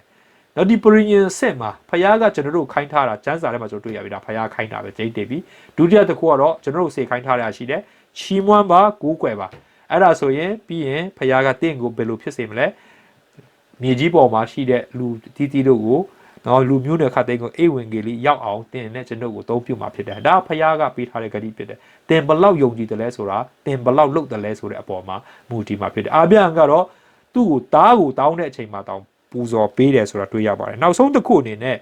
ပရိညင်တာဝန်များတဲ့ပရိညင်လုပ်ပြီးဆိုရင်တာဝန်တွေရှိတယ်နော်အဲ့ဒီတာဝန်တွေဘာတွေလဲဘောချက်ခိုင်းဆက်ရှင်ငယ်ဆက်9မှာအကြောင်းမူကသူဒီအာဗျံကိုပြောတာဖြစ်တယ်မိမိနောက်၌ဖြစ်သောသားများအိမ်သူများတို့အားပြည့်ညက်မိအရာကိုငါသိ၏တဲ့နော်ငါသိတယ်ဆိုတဲ့စကားလုံးကဘာကိုပြောနေရလဲဖခင်ကဂျေဇုတော်ကိုပြောနေတာဖြစ်တယ်ဘာဖြစ်လို့လဲ तू သိတယ်ဆိုတဲ့အခါမှာဖခင်ကကြိုတင်သိတယ်ဒီလူကဒါဂျေဇုတော်ဒါငါဂျေဇုပြုတ်မယ်ဒီလူကိုဆိုပြီးတော့ဖခင်ဘက်ကနေတင်းတဲ့ကျွန်ုပ်ကိုလည်းကျွန်ုပ်မမွေးခင်ကတည်းကဖခင်သိထားတယ်ဒီဧဝံဂေလိတရားကိုယုံကြည်မယ်ဒီကျမ်းစာကိုအကျွမ်းမဲ့ယုံကြည်မယ်ဒီကျမ်းစာနဲ့ဒီဧဝံဂေလိကိုဟောမယ်လို့ဖခင်တင်တဲ့ကျွန်တော်သိထားပြီးသားဖြစ်တယ်မိမိရဲ့နောက်ဖြစ်သောသားများအိမ်သူများကိုအပိညတ်မိအရာအာဗျဟံကသူ့သားသမီးတွေကိုတကယ်ပဲဒီအရာပြည့်ညတ်ထားတယ်ဆိုတော့တွေ့ရတယ်အဲ့ဒီအတွက်ကြောင့်အဲ့ဒီအရာကိုလေးစားသောသူတွေကနော်ဖခင်ရဲ့ဂတိတော်ကိုဆွဲလန်းကြတယ်ဥပမာယာကုပ်ဆိုရင်အာဗျဟံရဲ့ပေါင်ပေါ်မှာနော်15နှစ်ထိလောက်သူအသက်ရှင်ခဲ့တယ်အာဗျဟံစီရက်တွေသူ့ရဲ့ယုံကြည်ခြင်းကြောင့်နော်ဒီပုံပြင်တွေသူကြားနေရမှာပဲနော်ယာကုပ်ကနော်မြေးယာကုပ်ကဒါသူအများကြီးကြားလိုက်ရတယ်တီးလိုက်ရတယ်ဘာကြောင့်လဲသူကအာဗျဟံ185နှစ်သက်ရှည်တယ်ယာကုပ်ကအဲ့ဒီအချိန်မှာ15နှစ်ရှိပြီသူတည်သွားတဲ့အချိန်မှာယာကုပ်က15နှစ်ရှိနေပြီဒီတော့သူသားမြေးတွေအကုန်လုံးသူကောင်းကောင်းတင်ပေးတဲ့အတွက်ကြောင့်သားမြေးတွေကောင်းကောင်းနားထောင်တယ်ယာကုပ်ကလည်းသူ့သားတွေကိုတင်ပေးတယ်နားထောင်တဲ့ကလေးရှိတယ်နားမထောင်တဲ့ကလေးလည်းရှိတယ်ဥပမာဆိုရင်ယောသက်ဆိုရင်နားထောင်လို့ သူများနိုင်ငံရောက်တဲ့အချိန်မှာသူ့ကိုတီးတဲ့လူလည်းမရှိတော့ဘူးနော်အဲ့ဒီအချိန်မှာငါဖျားကိုမကြိုက်တဲ့အရာငါမလုပ်နိုင်ဘူးလို့ Potiphar မိန်းမသူ့ကိုမြူဆွဲတဲ့အချိန်မှာသူငင်းဆန်ခဲ့တယ်ဒါဘယ်သူတွင်တင်ချက်လဲအာဘိဟံရဲ့တွင်တင်ချက်ကယာကုပ်စီရောက်တယ်ယာကုပ်ရဲ့တွင်တင်ချက်ကသူ့သားယောသတ်စီရောက်တာဖြစ်တယ်ဒီလိုအကျင့်စရိုက်မျိုးသူတို့ရသွားအောင်သူ့သားတွေကိုပြညတ်မြစ်အရာငါသိတယ်လို့ပြောဒီကနေ့နှိမ့်ဆွေနေနဲ့ရောတင့်သားသမီးတွေနော်ဖယားရဲ့နှုတ်ကပတ်တော်ထဲမှာသွားဖို့အတွက်တင်ဘလောက်တွင်တင်မှုပြုတယ်လဲကျွန်တော်စဉ်းစားမိတယ်အာဘိဟံအချိန်မှာယောဘလည်းရှိတယ်ဆိုတော့ဘာဖြစ်လို့ဖယားယောဘမရွေးဘဲအာဘိဟံကိုပို့ရွေးတယ်လဲပေါ့ဒါကျွန်တော်ရဲ့တာမန်စဉ်းစားချက်ဖြစ်ပါတယ်ယောဘကသူ့သားတွေနော်စုတောင်းပေးလေးရှိတယ်ဘာကြောင့်လဲဆိုတော့သူတို့အပြစ်တက်မှာစိုးလို့အာဘဖြေပေးတဲ့သဘောမျိုးနေနဲ့ကျွန်တော်တွေ့ရတယ်ကြည့်ရတာယောဘကသူကိုယ်တိုင်ကတစ္ဆာရှိပြီးဖြောင့်မတ်ပေးမယ်သူ့သားသမီးတွေကိုတွင်တင်တဲ့နေရာမှာအာနေများအာနေသလားလို့ကျွန်တော်စဉ်းစားမိတာပေါ့ဒါဖြစ်ချင်ပါလေဖြစ်မှာပါဒါပေမဲ့ဖယားသခင်ကအာဘိဟံကျတော့စီကန်းရှိတဲ့ဖခင်တူဖြစ်တယ်နော်သူ့သားသမီးတွေကိုပညတ်တွေတင်ပေးမယ်ဆိုတာကြိုတင်သိနေတဲ့အခါကျတော့သူ့ရဲ့ဂျေဇုတော်အားဖြင့်သူ့ကိုဒီအခွင့်အရေးကိုပေးတာဖြစ်တယ်သူတို့ဒီလက်ထာဝရဘုရားတရားလမ်းတို့လိုက်၍ဟုံးမှတ်ဖြောင့်မှန်စွာကျင့်ကြလိမ့်မည်ကျွန်တော်ယောသပြောပြီးနောက်မှာလာတဲ့ဒိုင်ယေလတို့လိုလူတွေလည်းအာဘိဟံရဲ့မျိုးနွယ်ဆက်တွေပဲဟုတ်တယ်မလားတို့ပြည့်ရဲ့ဂတိတော်ရှိသည့်တိုင်ထာဝရဘုရားဒီအာဘိဟံနဲ့ပြုရသောအခွင့်ရှိလိမ့်မည်ပြုရသောအခွင့်ရှိတယ်တရားလမ်းတို့လိုက်တယ်ပြုရသောအခွင့်ရှိတယ်ဒီအရာတွေအကုန်လုံးကဘာလို့မိမောင်းထိုးပြနေလဲဘုရားရဲ့ဂျေဇုဂရုဏာကိုမိမောင်းထိုးပြတယ်သူတို့ဖက်ကနေနာခံခြင်းကိုလည်းကျွန်တော်တို့တွေ့ရတာဖြစ်တယ်ဒီတော့ဘုရားသခင်ကနံပါတ်1မှာဆိုရင်ငါတိတယ်ဆိုတဲ့စကားလုံးကဖယားကအာဘိဟံပေါ်မှာပြုလိုက်တဲ့အရာကဂျေဇုတော်ဖြစ်တယ်ဆိုတာကိုကျွန်တော်တို့ဖော်ပြပေးထားတာဖြစ်တယ်ဒါဖယားသူ့ရဲ့ဂျေဇုတက်ကြောင့်သူလုပ်ပေးတာဖြစ်တယ်ဒုတိယတစ်ခုကဖယားသခင်ကအာဘိဟံကိုရွေးထားတယ်သူ့ရဲ့တစားပလာအနေနဲ့ရွေးထားတယ်ကဲတင်ချင်းကိုတကဘာလုံးဖြန့်ဖို့အတွက်သူရွေးလိုက်တယ်ဘာကြောင့်သူရွေးလိုက်တာလဲเนาะကျွန်တော်ကြည့်မယ်ဆိုတော့နံပါတ်3မှာအာဘိဟံကဖယားစကားကိုယုံကြည်အကျွေးမဲ့ယုံကြည်ပြီးလိုက်လျှောက်ခြင်းတဲ့စိတ်သဘောထားရှိတဲ့အပေါ်မှာဟာနော် link ထားတယ်ဆက်နွယ်ထားတယ်ဆိုတော့တွေ့ရတယ်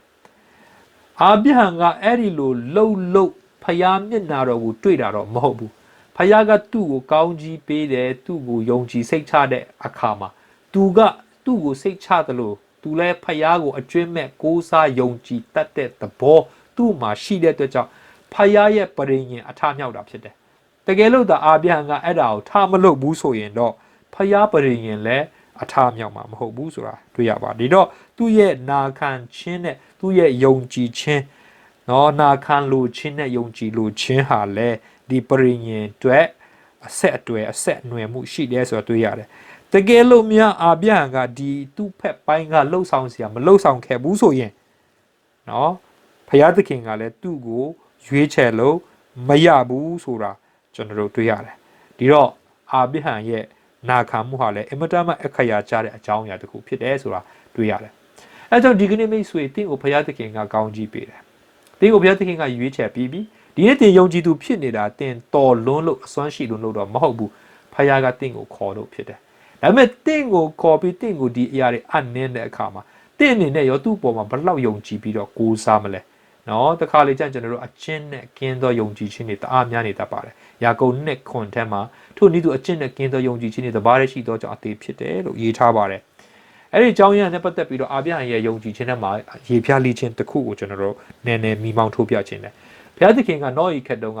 တက်တန့်ကြီးကိုထားပြီးတော့အဲ့ဒီ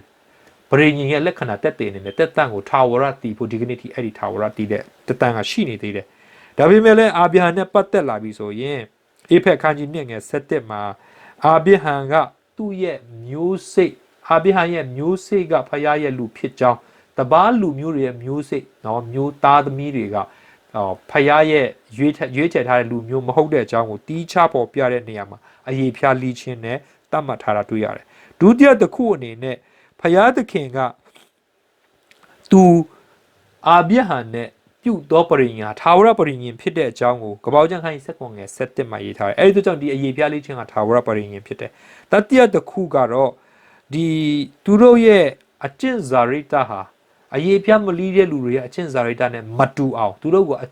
ကျင့်ဇာရိတမွမ်းမံပေးတဲ့အနေနဲ့ထင်ထင်ရှားရှားဖြစ်အောင်ထားပေးတဲ့အကြောင်းတရားဟောကြားခန်းကြီး10ငယ်16မှာတွေ့ရတယ်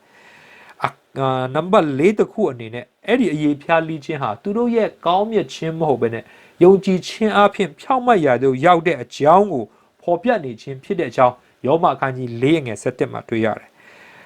အဲ့ဒီအရေးဖျားလီးခြင်းဟာတကယ်တော့သူတို့ရဲ့နှလုံးအရေးဖျားလီးခြင်းကိုပုံဆောင်ချက်ဖြစ်တယ်ဆိုလိုတော့ကအရေးဖျားလီးတဲ့အရာကနံပါတ်1မဟုတ်နှလုံးသားအရေးဖျားလီးဖို့နံပါတ်1ဖြစ်တယ်အဲ့ဒီနှလုံးသားအရေးဖျားကလည်းလီးလို့မရတဲ့အခါကျတော့အရေးဖျားလီးလို့ရတဲ့နေရာမှာတတ်မှတ်ပြီးတော့လီးပေးလိုက်တာဖြစ်တယ်အဲ့ဒီအတွက်ဒီအရေးဖျားလီးခြင်းဟာတကယ်တမ်းနှလုံးသားအရေးဖျားလီးခြင်းကိုပုံဆောင်တာဖြစ်တဲ့အကြောင်းအဲ့ဒီဟာကိုတင်กีတာဖြစ်တဲ့အကြောင်းယောမ2:29မှာရေးထားတယ်အဲ့ဒီအပြင်ကိုလောသဲ2:7နဲ့7မှာဒီအရေးဖျားလီးခြင်းဟာနောက်မှာနှစ်ချင်းခံခြင်းအရေးဖြစ်တယ်ဆိုတဲ့အကြောင်းကိုဖော်ပြထားပါတယ်ဆိုလိုတာကကျွန်တော်တို့ဒီကနေ့နှလုံးအရေးဖျားလီးခြင်းဖြစ်ဒီဟူသောနှစ်ချင်းခံခြင်းမင်္ဂလာကိုယူပါတယ်တချို့ကတော့ရေထဲမှာစိန်လိုက်တာပဲရှိရင်ရှိလိမ့်မယ်နှလုံးအရေးဖျားမလီးတဲ့ဟာပေါ့နော်အဲ့ဒါလည်းအကျိုးမရှိဘူးထိုနည်း၎င်းပဲအဲ့နှလုံးသားအရေးဖျားမလီးပဲနဲ့တကယ်အရေးဖျားလီးခြင်းဟာလည်းအကျိုးမရှိပါဘူးဒီအရေးဖျားလီးခြင်းကနေနှလုံးသားအရေးဖျားလီးခြင်းဒီဟူသောသင်္ကေတအဖြစ်နှစ်ချင်းခံခြင်းကအစားထိုးလာတာကျွန်တော်တို့ခရိယန်လောကမှာကျွန်တော်တွေ့ရတာဖြစ်ပါတယ်သူတို့ခက်တော့ကဘလောက်ဆိုးတယ်ဆိုဒီအရေးဖျားလီးခြင်းကကဲတင်ခြင်းရဖို့လို့သူတို့အဲ့လောက်ထိတောင်ထင်လာတာဖြစ်တယ်အဲ့လိုထင်တဲ့အတွက်ကြောင့်တပားလူမျိုးတွေခရိယန်ဖြစ်ခြင်းနဲ့ဆိုအရင်ဆုံးအရေးဖျားလီးရမယ်ပြီးပြီးမှပဲခရိယန်ဖြစ်လို့ရတယ်လို့သူတို့တတ်မှတ်တာပေါလုတို့ရှင်ပေါလုဆိုရင်အရန်ရှင်းလင်းရတဲ့အကြောင်းအရာတစ်ခုဖြစ်တယ်ဆိုလိုတာကသူတို့အရေးဖျားလီးမှပဲကဲတင်ချင်းရမယ်လို့တောင်းထင်မိတဲ့အဆင့်ထိရောက်သွားတယ်ဒါပေမဲ့အရေးဖျားလီးခြင်းဆိုတာကတင်ကေတတာလင်ဖြစ်ပြီးတော့တကယ်စစ်မှန်တဲ့အရာကတော့နှလုံးသားအရေးဖျားလီးခြင်းဖြစ်တယ်ဒီကနေ့မိတ်ဆွေဘုရားသခင်ရဲ့ပရိညင်တာဝန်တွေကျွန်တော်တို့မှာလည်းရှိတယ်အဲ့ဒါကတော့ကျွန်တော်တို့နှလုံးသားအရေးဖျားလီးဖို့ဖြစ်တယ်အဲ့ဒီတာဝန်သူ့ကိုချစ်ပြီးတော့ तू ကကျွန်တော်တို့ကိုရွေးချယ်ထားတယ် तू ကကျွန်တော်တို့ကိုအရင်ဆုံးချစ်တယ် तू ကအရင်ဆုံးကျွန်တော်တို့ကိုချင်းကပ်တယ်ကျွန်တော်တို့ကိုအရင်ဆုံးရှာတယ်ကျွန်တော်တို့ကိုအရင်ဆုံးကောင်းကြီးပေးတဲ့ဖခင်ဖြစ်တယ်ဒီတော့တင်းနဲ့ကျွန်ုပ်နဲ့ဖခင်သခင်ရဲ့ဆက်ကြမှာကျွန်တော်တို့ယဉ်နီးမဲ့မိတ္တဟာယကဘာဖြစ်မလဲအာပြန်ကတော့ဖခင်ခိုင်းတဲ့အတိုင်းနောက်ဆုံးကုန်အရေးပြားလီးရမယ်ဆိုရင်အသက်ကြီးတဲ့အချိန်မှာတောင်း तू အရေးပြားလီးပလိုက်တယ် तू အသက်ကြီးတဲ့အချိန်မှာရတဲ့သားကိုတောင်းတဲ့အခါမှာလည်း तू ပေးတယ်သူ့ရဲ့ယုံကြည်ခြင်းကအကျင့်နဲ့အမြဲတမ်းတွန်းတွဲတာဖြစ်တယ်ဒီကနေ့မိတ်ဆွေအနေနဲ့သင်ကျင့်ကောင်းလို့ဖခင်ကတင့်ကိုကယ်တာမဟုတ်ဘူးတင့်ကိုဖခင်ကယ်ပြီးပြီတင့်ကိုဖခင်ကောင်းကြီးပေးပြီးပြီဒါပေမဲ့တင့်အနေနဲ့ तू ပြောတဲ့အတိုင်းသူ့ကိုတကယ်ပဲကိုးစားပြီးတော့ तू ကိုယုံကြည်နိုင်သလားเนาะယုံကြည်ခြင်းအပြင်တက်တည်ပြဖို့ဖြစ်ပါတယ်အဲ့ဒီယုံကြည်ခြင်းကတော့အကျင့်နဲ့တွဲသောယုံကြည်ခြင်းဖြစ်ပါတယ်ဒီကနေ့ဂျာနာသူရောက်စီတိုင်းထာဝရပရိညင်တီးဟူသောကယ်တင်ခြင်းကိုကိုယ်တိုင်ရယုံမှာကသူတပါးဝင်ငှနိုင်တဲ့သူရောက်စီတိုင်းဖြစ်ဖို့ဖခင်ရှင်အရောက်စီတိုင်းကိုတာယူကောင်းကြီးပေးပါစေအာမင်